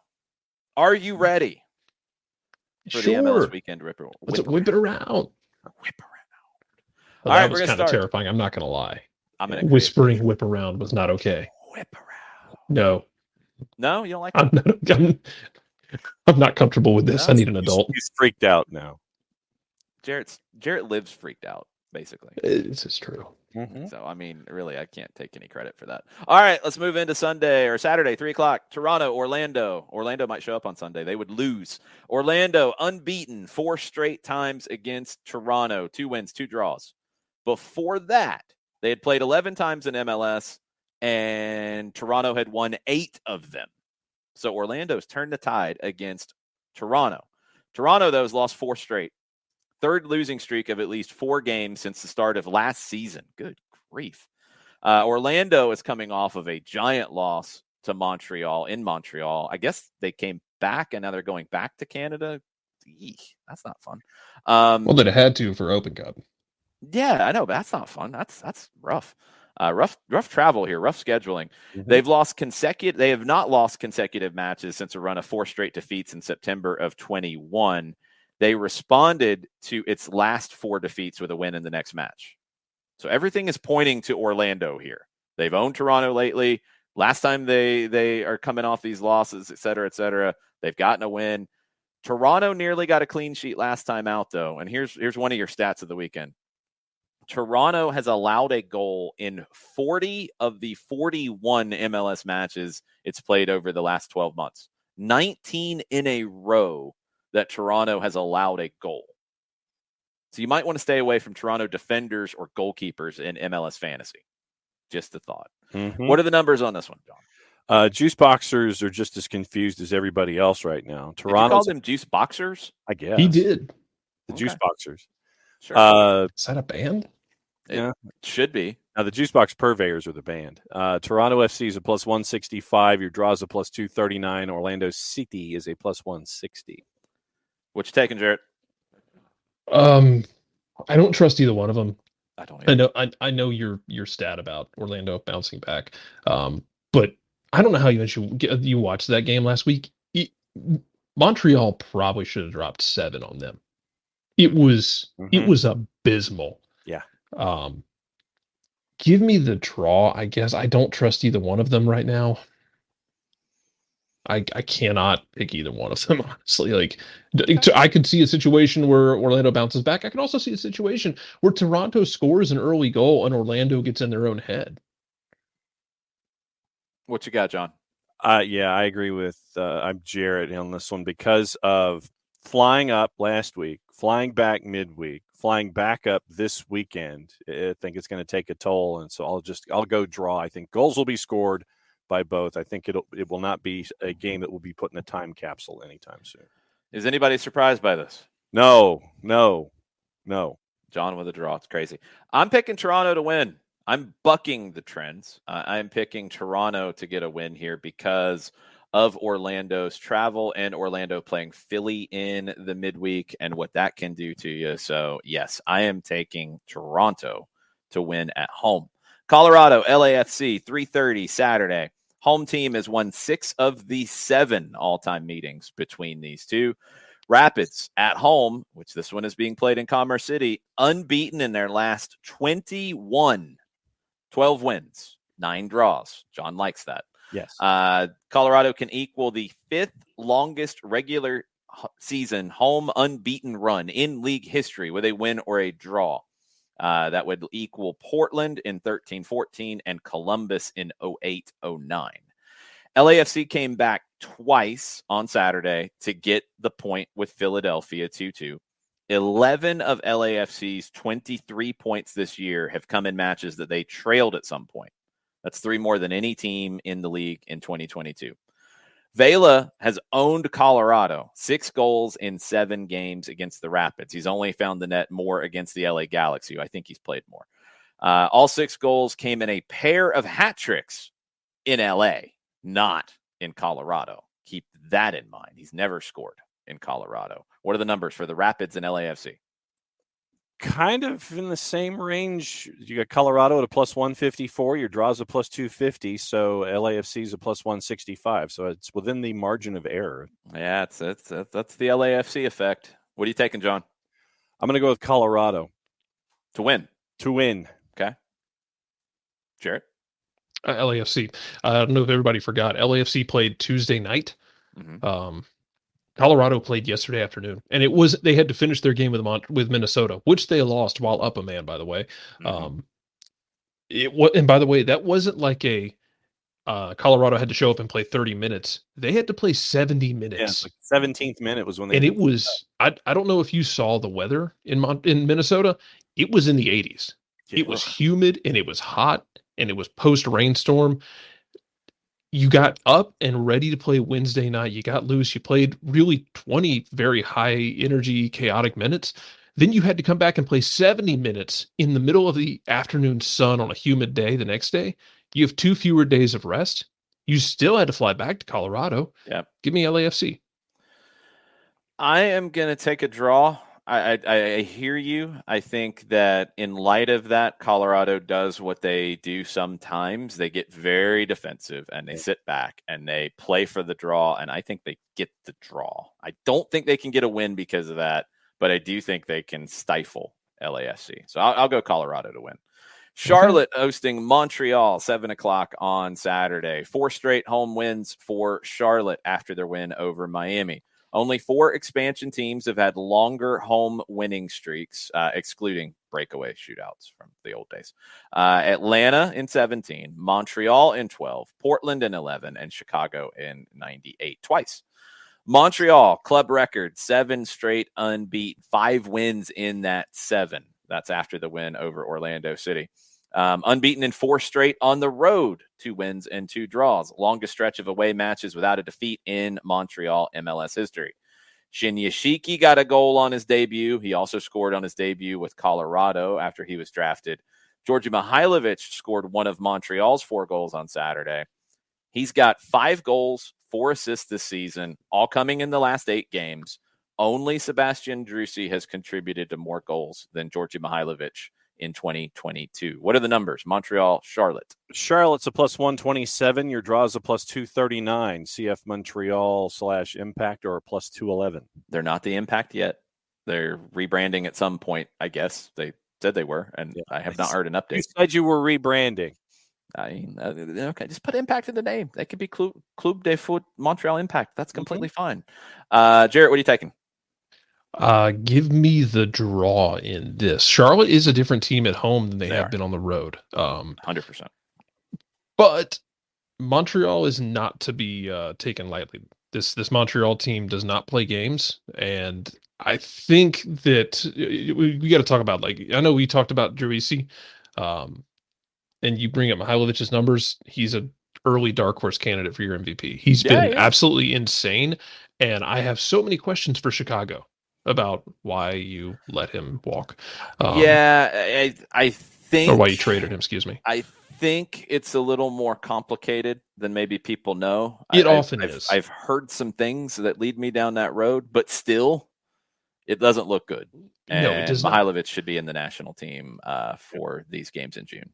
I could see this being a game, though, where it should be an interesting game between the sticks, if nothing else, because Breza in goal, as he showed against Atlanta, can come up with some really good moments. Kalina will rescue something for Charlotte. By all accounts, last week Miami should have scored at least 1, if not 2, against Charlotte. He bailed out that defense a couple times. Mm-hmm. I think we could end up with a game like that. Like a couple goals going either way and some amazing goalkeeper moments, but give me a draw. John? I'm the same with Jared. I think that you're going to have Kalina standing on his head at times. I think you'll get a save or 2 out of Breza, but I think you'll get goals as well. I think it's a draw. You're both wrong. Montreal's going to win. I think Montreal, and especially Mihailovic. I'm leaning much more in that direction than I am the other one. I'm taking a draw, but I'm leaning harder towards that. It's Mihailovic because of what he does and where he occupies space. He is a playmaker, but not in the traditional sense of where he is. He likes to drift to the left, and I think it's an area where he can hurt Charlotte, and he's going to pull them apart a bit. And he's got the players that he can pick out. Either he scores it himself or he's got the players he can pick out. I think Wanyama and Kone can break things up in the midfield, prevent Charlotte from getting going. Montreal's comfortable with their 3 center backs, and they can mix and match on the wing back with different personalities. They can play attacking guys. They can play defensive guys. Wilfred Nancy is one of the best coaches in this league. I think he's going to come up with a game plan. He's got more pieces, and I think Montreal gets the win. I think Mihailovic is a huge factor in it. New York City, Columbus, 7:00 Saturday. Are they playing at Yankee Stadium? Are they playing at Citi Field? Or are they playing in a park somewhere? Where are they playing? Let's find out. So run through your preview, and I'll tell you where they're playing. Okay. New York City have won 6 of their last 8 at home, no matter where they're playing, against Columbus. 6 wins, 1 draw, 1 loss, including the playoffs. They've scored in all 9 of their home games against Columbus. Crew, 2-2 draw at New England on Saturday. 6th time this season they have shared the points in their, or 6th time they've shared the points in their last 9 away matches. 1 win in their last 14 away matches at DC last October. Here's one for you, Jared. I think you'll like this. New York City attempted 11 shots in their draw with Sporting Kansas City, 3 on target. The 11 shots were the fewest NYC has attempted in a home match this season, and just the 2nd time they've taken fewer than 18 shots in a home game in 2022. Tati Castellanos effect, huh?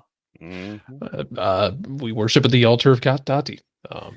That's what it is, man. Columbus worships at the altar of Lucas Zelarayan. 3 direct free kick goals against NYC last season, including 2, and one of the craziest ones in the closing minutes of the 2-1 comeback win last year against NYC. Zelarayan is the only player to score 3 direct free kick goals against a single team in a single season since Opta began detailed data collection of MLS in 2010. Can he do it again against NYC from a penalty, or can NYC rattle off 30 shots like they typically do? Who knows? Where are they playing, John? Yankee Stadium, sir. Okay. I don't know if that makes a difference because they're both baseball stadiums. What are you picking, John? And what are the numbers? NYC's a -159. Your draws a +295. Columbus Crew are basically at +4.25. I'm going with NYC. Jeez. Jarrett? Oh, NYC. I don't have the number in front of me, but I saw something that Eloy Room has fallen off this year from what he was. Because remember, you come off the 2020 where you win MLS Cup, yep. And Eloy Room was that dude. He comes in after Zach Steffen goes to Manchester City. Eloy Room looks like he's taken a step back this year, and that's not going to help them against NYC playing in a very familiar environment where they will rattle off shots. Mm-hmm. They will be playing Little John's song "Shots" in the background. They should be anyway. They should. I don't know. Is it a faux pas for them to play like Southern hip hop, or only against Atlanta? Or do they only play East Coast? I mean, I don't know. They might be snobs about it. They should play that. They probably won't. I don't know if the Yankees would allow such things happening in their stadium. They don't allow banners of any certain size. So, just saying. I think the NYC wins too. I think that's a win. I think it's pretty comfortable. I'll go 3-1. Zelarayan does not score from a direct free kick. Vancouver hosting San Jose, 7:00 on Saturday. Whitecaps have lost only 2 of their 14 matches against San Jose in Vancouver. 9 wins, 3 draws. 3-0 victory last October. Vancouver's unbeaten in 4 straight against San Jose. 2 wins, 2 draws. Toussaint Ricketts, his 90th minute winner on Sunday, gave Vancouver its 9th win in 13 home matches since returning to BC Place last August. 2 losses, 2 draws. Only visiting team to win in Vancouver during that time is Portland. They won both of their times. San Jose, 1-0 win over Colorado, ended a run of 13 consecutive matches without a clean sheet. Matias Almeida did not believe in clean sheets. He did not want clean sheets. He probably did, but he didn't get them. Yeah. Quakes last shut opponents out in consecutive matches in October of 2020. So Almeida did it. It's just a long time ago. Ricketts, 7th different player to score for Vancouver this season. They have 7 goals. Vancouver is the only MLS team without a multi-goal scorer this season. What are the numbers? Whitecaps and Quakes. Vancouver's a +112. Your draw is a +252, and San Jose is a +231. Jarrett? Give me San Jose. Oh, he's feeling it again. Yeah, let's ride. They like we talked about. They've knocked out some of they have detoxed some of the Matias Almeida out of their system, but you won't ever get rid of all of it. You can't. It's not possible. No, it's bonded to their DNA. Yeah. You would have to get a DNA transfusion. Is that possible? I don't think so. We're not Bruce Banner. Okay, no, just checking. It's true. Just checking. So you're taking the Quakes? Yes. Okay. John? I'm taking the Quakes. Okay. Ricky tells me I should actually take Vancouver because it's been working. It's been working for the Quakes. It hasn't been working for actually being correct. No, but it's been working for the Quakes, and the Quakes are more important than me being correct. Okay, that's an interesting statement. You know who I'm expecting more from is Brian White. He has 1 goal in 6 games. They can't get anybody to score more than 1 goal. It's crazy. I I do think they build some momentum, and I do think the Vancouver Whitecaps get the win here. I think the Quakes are feeling the effects of U.S. Open Cup After Dark in 120 minutes, and the villain from Doug having to be the goalkeeper and make a save and then convert. And I mean, it's just chaos for the Quakes as they're used to, but I think it's too much chaos and Vancouver wins. Sorry, Jared. Roger Klotz. Yes, that's one of the best tweets I have seen in a year, at least.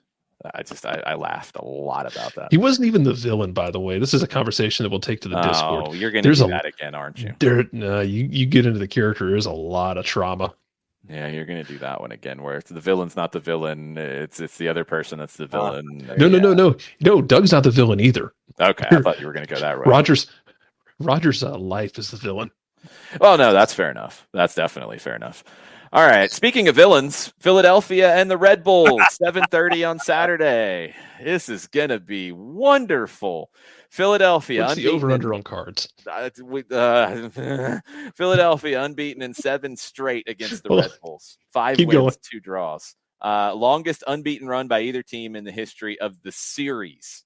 Philadelphia has won each of the last 5 in Chester, including the playoffs. The last 3 1-0 wins for Philadelphia. Yay! Union have lost only 2 of their 23 home matches over the last 12 months. 15 wins, 6 draws, including playoffs. They lost to New England in September, and they lost to NYC in the Eastern Conference Final when the whole team had COVID. The Union have allowed only 11 goals in those 23 games. They only allowed more than 1 goal one time in the loss to NYC when everybody had COVID. Red Bulls, flip side, have won their first 5 matches away from home. 3rd team in MLS history to do it. The LA Galaxy did it twice, including shootouts. The Red Bulls can be the first team in Major League Soccer history to win 6 straight road games to open a season, and the first team since San Jose in 2005 to win 6 straight away games, period. Julian Carranza has been outstanding for Philadelphia. 7 goals been involved in 7 goals in work, 9 Miami. games. Yeah, 4 goals and 3 assists. More than twice as many as he had in 42 games over 2 seasons with Miami. Yeah. Involvements. He's By got the way, more goals. Rubio Vasquez has this game. Oh, I feel so sorry for Rubio Vasquez. The Red Bulls had 50.5% possession in their draw against Portland on Saturday. I'm sure they felt icky about it. It's the 3rd time they've won the possession battle this season. The Red Bulls have won all 4 of the matches in which they've held under 40% of possession, and just 1 of the 6 where they've had more than 40% of the possession. Not 50%, 40%. 40. They've drawn 3 of those where they've had more than 40. Need an over-under on the completed passing percentage combined. They're averaged out. Because, I mean, we're thinking like, what, 68%, 72%? I don't think either team passes it more than 70%. Somebody's got to have the possession advantage here, and I do not. Ball just sits in the middle of the field, and everyone stares at it. You don't have it. It's one or the other. Somebody's in possession. Are they really in possession? That is an existential crisis for Opta in this match. I can't help them with that. Somebody's got to have it. Somebody's got to get, or it could be a draw, although Philadelphia's dominated this. What are the numbers, John? Well, the over-under at 1.5 is taking the under is a plus 200, just so folks. That's a little surprising. Yeah, just so folks know. Okay. Philadelphia's a plus 136, your draw's a plus 223, and the Red Bulls are a plus 210. Jarrett? This is an unstoppable force versus an immovable object. Mm-hmm. Philadelphia has been a problem at home for everyone under the sun. New York Red Bulls haven't lost a game on the road this year. More so, they've literally won every game on the road this year. Mm-hmm. Give me Red Bulls to break Philadelphia at home, and they continue the weirdest streak I have ever seen in my life. Can it be an unmovable object if you don't want to move? You can try and move Philadelphia, but you can't. Nature, you're immovable. Yeah, but that's not a bad thing. That's used as a bad thing. But if you don't want to move, is it a bad thing if you're not moved? No, I'm not moved to watch this game. Does that count? Yeah, really. I'm not either. I nearly got sick on a bus watching the playoff game last year between. I was about to say the playoff game last year was hilarious because all of Twitter was like playoff hilarious. Game. Oh God, it was just 90 minutes of people going. Oh, it was 120 minutes. If that's I'm sorry, true, yeah. Actually, but it was just once that game was over, everyone just kind of had the mindset of let's not speak of this again. It was one of the worst experiences of my life. Maybe exaggerating a little bit. John, what are you picking? Philadelphia in just the. I am picking 1, being very thankful for being busy and not watching this live. 1 and 2, being very thankful that I can choose not to watch the match on replay. And 3, very sad for anybody who loves the beautiful game who will not see it in this match. Sorry, Rich. Rich, I love soccer. The beautiful game is a certain aspect of the game that is not going to be played in this one because they don't want to. And hey, it works. It can work. And it's two teams who want to do similar things, which sometimes can lead to not fun. And 120 minutes of not fun in the playoffs last year really kind of idealized that. I am picking Philadelphia to win at home. I think the Red Bulls' little run will end, and I think that the combined passing percentage for the two will be 61%. It'll be very bad. Yes. I think they double down on saying, no, we don't want the ball because neither team wants the ball. And it is a game of kickball played in Chester, PA. But Philadelphia finds a way to get a goal, and they win 1-0. Yeah. That's my pick. Yeah. Chicago, Cincinnati, 8 o'clock Saturday. This does not exactly wash the taste out of your mouth, but we will find out if it is possible to do that. Chicago and Cincinnati have split their 6 games in MLS. Fire winless in 6. Lost the last 3 in a row. They've conceded 9 goals in those 3 losses after allowing just 2 in their first 7 games. Cincinnati's won 3 in a row for the first time in club history. 3 consecutive wins comes after Cincinnati had managed 3 wins in their previous 33 games, dating back to July of 21. Luciano Acosta has been involved in a goal in each of his last 4 games, 3 goals, 1 assist. He assisted on Vasquez's winner. First player in Cincinnati history to record a goal contribution in 4 straight MLS matches. What are the numbers between Chicago and Cincy? Chicago's a minus 106. Your draw's a plus 265, and FC Cincinnati's a plus 273. That's a lot of respect for Chicago. It feels very misplaced. Unnecessary. What are you taking, John? I'm going with Chicago at home. Are you high? Okay. Are you high? Yes. Are you high? I think Slonina keeps more out than he lets in, and I think that it's frustrating for Cincinnati in that game. Okay. All right. What are you taking, Jarrett? Luciano Acosta is first in MLSs and chances created from open play, first in expected assists, first in possession, 1 in the final third, and third in the league, and passes into the penalty box. That's a lot. Wow. I think he is going to do more of that against the Chicago defense that showed us last week. It's going to have problems with guys who can create in bunches like that. And especially now that Brandon Vasquez seems to have morphed into a really good poacher in the box. Man, give me Cincinnati and give me a game where it's give me Cincinnati and it's not overly close. Ooh. Wow. Like a 2-goal difference there. Yeah, I'm taking Cincy as well. I like the number. I like Cincy in this matchup. Chicago will get Chius back after his red card. He didn't play against Atlanta. They will get another week with Mueller and with Jairo Torres. They get 2 guys back. They get Duran back, but not as big of a deal. Not as big of a deal. I don't think they're going to really change much as of yet. I think Cincinnati gets the win. I will not say by multiple goals, though. I think Cincinnati wins 2-1. I just think Cincinnati's really feeling themselves, so that's where I'm going with it. Yeah, no, I'm with it. I'm with you. Miami, DC, another one that I don't think washes the taste out of your mouth of Philadelphia and Red Bulls.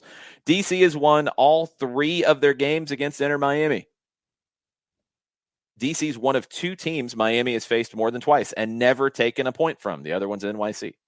Only one of Miami's last 24 games has ended in a draw. John hates Miami.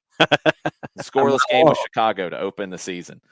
Only 2 of DC's last 27 matches have ended in draws. John hates DC United. John hates this game more than life itself. I'm picking a draw. That would be the dumbest thing you have ever done, and you would definitely be high. DC has not had a draw in its last 14. They've only had 2 longer runs of regular season games without draws since the shootout ended in 2000. Miami has played from behind pretty much all season long. They've trailed at some point in 8 of their last 10 games this season. That's all the games. Miami opened the scoring 1 time all year long. It was the only goal of the game in the win in Seattle in April. Taxi Funtas has told everybody that he heard us and he thinks we're all stupid. And he scored both goals in DC's win over Houston. He second brace in 3 games since he debuted in the second half against Austin. DC scored 5 goals since then. It hasn't all been sunshine and flowers. They got spanked by Columbus during that. But 5 goals since Fuentes debuted. He's been involved in all of them. 4 goals and 1 assist. So Taxi has been killing it for DC, but they have not really been killing it as a whole in general, and they don't like to draw games at all. So what do you think? I like this Taxi better than the other one anyway. Yes, I do too. What are you picking, John? What are the numbers? Inter Miami's a plus 159. Your draws a plus 233. DC's a plus 170. I'll go with Miami at home. I'm going with Miami at home as well. Yeah, I think Phil Neville comes out extremely pissed off about Wednesday night in that rotated or Tuesday in that rotated lineup against Tormenza. Yeah, I think you're going to see some guys not play on this one. That might be Yeah. a surprise. You will see some guys sitting on the end of the bench quietly. You might see some guys sitting in the stands. Houston and Nashville, 8:30 on Saturday. Now we're talking. Things picking up a little bit. Nashville, 4 points from its last 2 games with Houston. 2020 was the last time they played. Houston has lost 3 straight after losing only once in their first 7. Nashville had 3 games without a win before the win over Real Salt Lake on Sunday. They've recorded, though, this is an interesting one that caught me by surprise. Nashville has recorded back-to-back wins just once since the start of last September. That's a lot. They back-to-back against Columbus and Sporting Kansas City. Houston, 10 touches in DC's penalty area in their loss on Saturday. Houston has averaged an MLS low 16 touches in the opponent's penalty area per match this season. What are the numbers in Houston and Nashville? Houston is a plus 172. Your draw's a plus 214. Nashville's a plus 169. Jarrett? Give me Houston in this. I think Nashville playing 120 minutes against Atlanta, you all mentioned that it wasn't exactly cool out there in Nashville. Mm-hmm. It was a lot of high energy, high emotion, had to claw your way back into that game. And then you got to get on the road to go to Houston. Give me Houston in this one. And it's a game Nashville loses, but I don't think they'll perform badly. I just think they'll run out of gas. John? Same. I'm going with Houston. I'm going with a draw. I think Nashville comes in fair. knowing that and plays accordingly, and Houston can't break them down. Real Salt Lake, Austin, 9:30 Saturday night. Home team won both meetings between them last season. Real Salt Lake shut out for the 3rd time in 4 in that loss in Nashville. All 3 of those shutouts have come on the road, though. Austin had won 4 in a row. They lost at home to LA Galaxy on Sunday. RSL, only 6 shots against Nashville, 5 of them from defenders. That's a weird one. Despite not scoring against the Galaxy, Austin, 22 goals, 2nd most in MLS. A whole lot more than they had last year. So last year, after 10 games, Austin had 6 goals. This year, they got 22. That's a 16-goal increase for the math-compromised people out there. The 16-goal increase through 10 games, I can't believe they tracked this. It is the 2nd largest increase in MLS history. The Galaxy from 97 to 98 had a larger increase than Austin had from 21 to 22. That's the weirdest stat of the week. What are the numbers with RSL and Austin? RSL's a plus 125. Your draw's a plus 245. Austin's a plus 210. What are you picking, John? RSL. Okay. Jarrett? Give me the draw. Austin hasn't really shown me. I really like Austin, but they haven't shown me that they can do it on the road yet. And I think RSL can just annoy the absolute hell out of them. Yeah, I think RSL wins at home. I think they make it difficult, and I think Austin has to deal with a little bit of adversity with back-to-back losses. Yeah, that's not a bad idea. Also, keep in mind that, of those tons of goals you were talking about for Austin, they have notched they notched a ton of those really early. They front-loaded the hell out of those goals. Yeah, those first two matches, they had 10 against Miami and Cincinnati. Yeah. Portland, Sporting Kansas City, 10 o'clock Saturday. Portland have won 3 of their last 5 against Sporting Kansas City. Portland have only won 2 of their first 11 this season. Fewest wins for Portland over an 11-game span in a single season since 2017. Sporting opened the season with 6 losses and 8. They've drawn each of their last 3. So John is a big Sporting Kansas City fan these days. They got the scoreless draw against NYC on Saturday. Nishgoda scored with his only shot in Portland's draw on Saturday. He scored 13 goals on just 32 shots in his MLS career. 40.6% conversion rate. Here's another crazy stat of the weekend. That is the best conversion rate of any MLS player with 5 or more goals since the start of the 2010 season. Nishgoda doesn't shoot often, but he's very efficient. But when he does, very efficient. That was Kyle Korver. Basically. He was taking like 6 shots a game and making 4 of them. Yes. Sporting Kansas City, they are not scoring goals, no matter how efficient or inefficient they are. Scoreless draw with NYC. 4th time Sporting hasn't scored in a match. Sporting has scored more than 1 goal just 1 time in their last 14 regular season games, the 2-2 draw with Dallas in April. The goals are drying up. Yeesh. What are the numbers? Portland's minus 106. Your draw's a plus 256, and Sporting's a plus 283 on the road. Jarrett, what are you picking? Give me the draw. I don't trust either one of you. Sporting can't create, and Portland can't. Man, do much anything these days. Yeah, man. Portland's got to hit that little red button at some point and reset this thing. I think it's going to be painful, and I don't know if Giovanni Savarese is going to hang around for that. Yeah, I think they got 1 more year out of it than I expected last year. I thought you were about to say I thought you were about to say they have 1 more year left. Like, no, they don't. I think they were past. I think they were past that expiration date, and they found a way last year. But it almost messes you up because you stay with it another year when you were already a year past it, and now they've got to have an even deeper rebuild. Yep, I think. Yeah, 17, 18, 19 was that window. Yeah, and they stretched 1 more out of it. 20, throw 20 out because it was crazy for everybody. Yeah, but they got 1 more year than they should have, and it got to MLS Cup. Yeah, I'll go with Portland getting the win at home. Just more problems with Sporting Kansas City in general. I think they've fixed the problems. I just don't think they're very good right now. So I think they'll grind something out and get a draw. Galaxy Dallas, 10:30 Saturday. Galaxy have taken 7 points from their last 3 at home against Dallas, 2 wins and a draw. Galaxy's last 4 games have seen a total of 3 goals. No match has had more than 1. 2 1-0 wins, 1 1-0 loss, 1 scoreless draw. How do people out in LA feel about that? Because I'm pretty sure they tried to put Frank de Boer on a spike for playing games like that in Atlanta. Yeah. The last team to play 5 straight games with fewer than 2 goals in each game in a single season was not Atlanta in 2019. It was Philadelphia in 2013. Wow. Oof. Dallas unbeaten in 8. 5 wins, 3 draws. They beat Seattle on Saturday. All 3 away matches in that time, though, have been draws, and they are on the road here.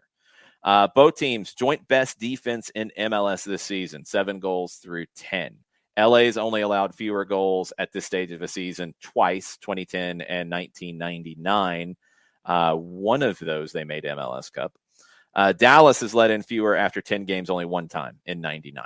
99 was a very low-scoring year in MLS, it seems like. Jesus Ferreira, 7 goals in his first 10, including a goal in the win on Saturday. Only Jason Kreis, 8 in 1999, so he bucked the trend. Only Jason Kreis has scored more goals in the first 10 games of a season in Dallas's MLS history. You can say what you want about Jason Kreis, the coach, and how it ended for him as a head coach. As a player, he was insane in Dallas in terms of scoring goals. He's got a lot of records over there. Dallas and Galaxy, what are the numbers? Galaxy's a minus 132. Your draw is a plus 268. FC Dallas a plus 362. Ooh. Mm-hmm. That's tempting. Jarrett, what you got? LA Galaxy win this 1-0, and we continue to see the just defensive stranglehold they put on things. Man, I don't know. Like Chicharito just taps someone in at some point when he poaches a goal. I don't know. I'm still grumpy about it because everyone's cool with this, but everyone lost their damn mind when Frank de Boer did the same thing in 2019. Mm-hmm. Like they tried to, they knew they couldn't press up and play a high line, so they defended, and then got moments. Mm-hmm. But that was a problem for people. Mm-hmm. Also, that dude only ever hit bangers when it came to making subs and the changing the flow of the game. Mm-hmm. What you got, John? I will go. I'll tell you what. Over under at +1.5 is a +264. Just so folks know, the under at 1.5 is a +264. I think that once again it's going to be under. So that would be my first play, is taking the under at 1.5. Mm-hmm. And I will go with. Actually, I'll go with a draw here. Shocking. You say that like it's a surprise. You picked a draw, John. I know. It's not a surprise. Nobody's surprised. I was tempted by that large FC Dallas number because of their offensive talent, but they're going up against LA. So I will retract my chasing the large number with FC Dallas and go with a draw. And LA is going to beat the dog out of Al Velasco in that game too. Mm-hmm. Scoreless draw, and everybody cries at the end of it. Seattle, Minnesota, 4:00 Sunday. Seattle have won 9 of the 11 all-time meetings with Minnesota. They have owned the Loons, and yes, one of those was in the playoffs. And yes, Adrian Heath should still feel bad about that. You don't say.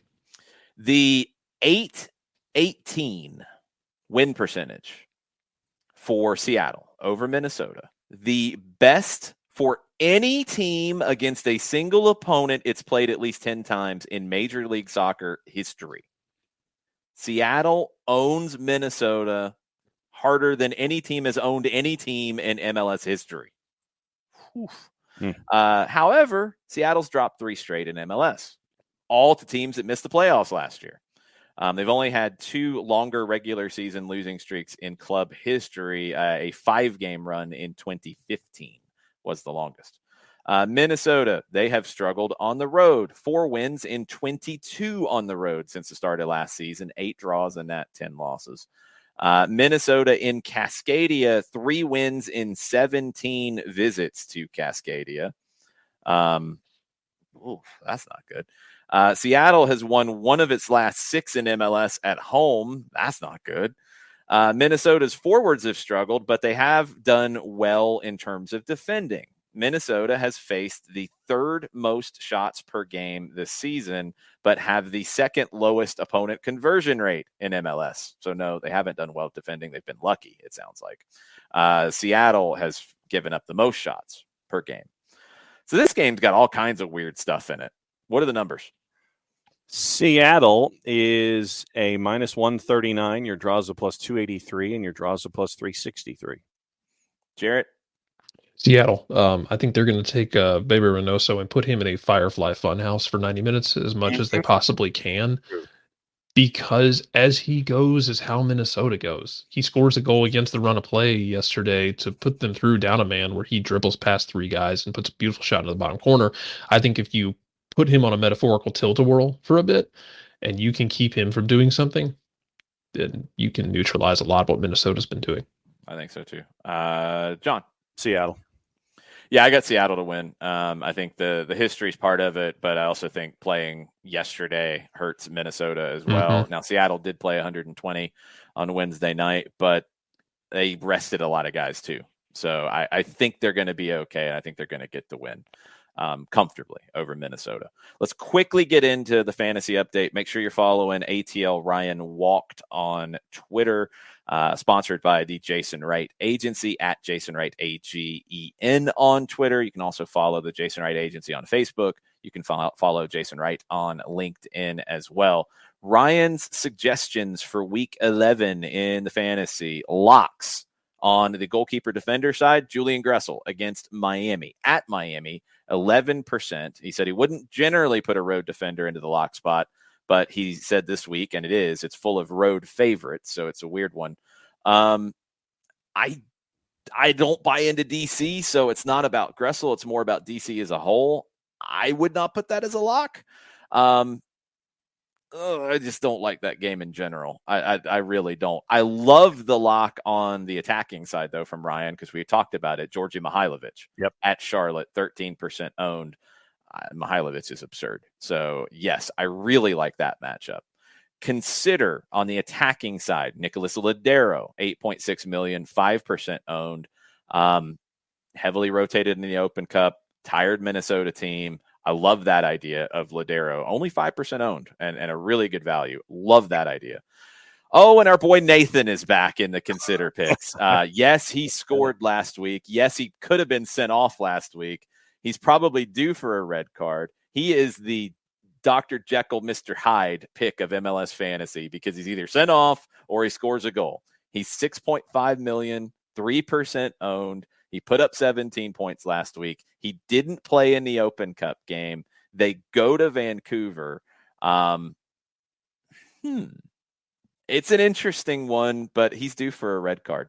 Yeah, he's absolutely due for that's a why. red That's card. why I went with Espinoza and Gregish instead. Yeah, I don't know about Nathan in this one, but I don't know about Nathan generally. And generally, when I don't know about him, he does well. So don't listen to me. Take him. The value picks. Rui Diaz, 8.6 million, 8% owned against Minnesota. Another one where it's a Seattle-Minnesota match that seems like a good one to play Sounders guys in. Value on the opposite side, Cody Cropper, 4 million is what his value is. He will start, I think, because Thomas Hasal has an injury. So Cropper, low value. It's against the Quakes, though. I picked Vancouver to win, so I like the pick. Cropper is owned by 14%. I think for a lot of people, he's on the bench for them. Celentano's at 4.2 also. Yes, I don't like Chicago in that game. I like Vancouver in this game. I really like the Cropper pick. So from Ryan's picks, and he generally does better than me, so again, listen to him more than you listen to me. I love the Mihailovic pick. I love the Ladero pick. I really like the Rui Diaz pick. I really like the Cropper pick. I don't like the Gressel pick because of DC, and the Nathan pick always scares me. Yes. Every single time his name comes up, I get scared because I'm waiting on the red card. Anybody else you guys want to mention in terms of MLS fantasy matchups you like this week? Yeah, the defenders for Philly going up against Red Bulls because we figured that one was going to be painful anyway. Yeah. I've got Callens for NYC against Columbus. Obviously, I am worshiping at the Church of Tati Castellanos as well. I agreed on Ladero, Rui Diaz, and Mihailovic. And, so that pretty much is it. The defenders for Philly, heavy Seattle, and San Jose. Yeah, the other one I would include in the mix of a team to look at is NYC. I feel like NYC against Columbus is a game that NYC will have more of the control in, and I could see their guys scoring well. So whether it's Tati, whether it's defenders, guys like Tyler Magno, Thiago Andrade, they've both performed pretty well this year. So I'm looking at NYC players if I'm looking at one team. Anybody for you, Jarrett? Man, looking at it, I'm tempted to say consider Alex Shinishike if he's coming off the bench in Charlotte to try and change that game. I don't that like game guys coming off the bench in general. It's just skeptical. Yeah, you never know. I know. You might not see him. That's why he's a consider for me. Like I said, Luciano Costa's always in that conversation. I like that one a lot. Yeah.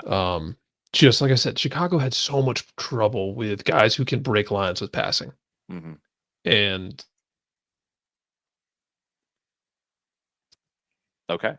Sebastian Driussi, yeah, I know. I mean, at Driussi at home, yeah, but on the road at RSL, I think he gets frustrated. I still think he can create a little bit of something, but I see your point. I'm not taking him in this one. I generally do have Driussi in my team, but I'm not taking him here because of RSL. Right. I would be tempted to take Almada with Atlanta. Yeah, potentially. I could see that. I feel like he's due for New England's been so up and goals. down, man. New England's been kind of hard to figure Carlos out. Hill's another player I generally have that I'm not quite sure where they'll be in this one. So some interesting ones on fantasy. Again, make sure you're following Ryan, ATL Ryan Walked, and make sure you're following Jason Wright, AGEN on Twitter. That's going to do it for us. We are headed to Greenville. Weather permitting, I think we're going to be good to do a show tonight, although it is a little sketchy. So if we're not on the Twitch, that would be why. But we will let you know on our Instagram and on our Twitter of what the plans are this evening. 5:30 is the planned start time for the Twitch broadcast. Again, weather permitting. So, and then tomorrow, 3 to 5, we'll be on Twitch for our event with Atlanta United at the Children's Healthcare of Atlanta Training Ground, the Stars, Stripes, and Soccer event. Great great tournament they do. It's a weekend long event. You're going to hear more about it tomorrow. Hoping to have Darren Eels on the show to talk about it. Greg Garza will be on the show to talk about it. Nick Alifi will be hanging out with us all day. We're going to talk to participants in the event. If you're you can't just swing by the Children's Healthcare of Atlanta Training Ground, Jared. I need to know if you're coming by because they have security and such to keep. I know they have security. I've talked to security many times trying to get into that place. Degenerates are not allowed, so I'm going to have to talk to some people if you're coming. Well, let me know. We'll figure it out. But we're going to hear from some of the participants in the event, some of the veteran serving organizations that are there, America's Vet Dogs as well. Going to be a really fun event tomorrow on Twitch, 3 to 5. You can watch that on twitch.tv/soccer down here. Then I'll be heading to Carrollton. I'll be on the call for the Georgia Storm, North Alabama NPSL match. And then Sunday at the Benz, it's the New England Revolution coming to town. We'll be on the air at 1 o'clock on 92.9 The Game, the Odyssey app, the Atlanta United app. I don't think on SiriusXM FC, but stay tuned on that. That might happen. I think there's going to be a conflict with them. And we'll have the full-time report normal. We'll be 30 minutes of pregame normal, and you can listen to Mike and I there. Mike sends his apologies. They had serious technical difficulties over at the radio station today, so Mike was filling in on lots of different things, maybe unplugging things and furiously plugging them back in. I don't know. But Mike sends his apologies. He'll be with us next week, and he'll be with me on Sunday, and he's going to pop in tomorrow for the show as well in Marietta. So lots of fun all weekend long. We'll be all over Twitch. We'll be all over everything. We're taking over the world. We'll try to sleep at some point, and we'll be back on Monday. Mucho platiel. Mucho platiel. Mucho platiel.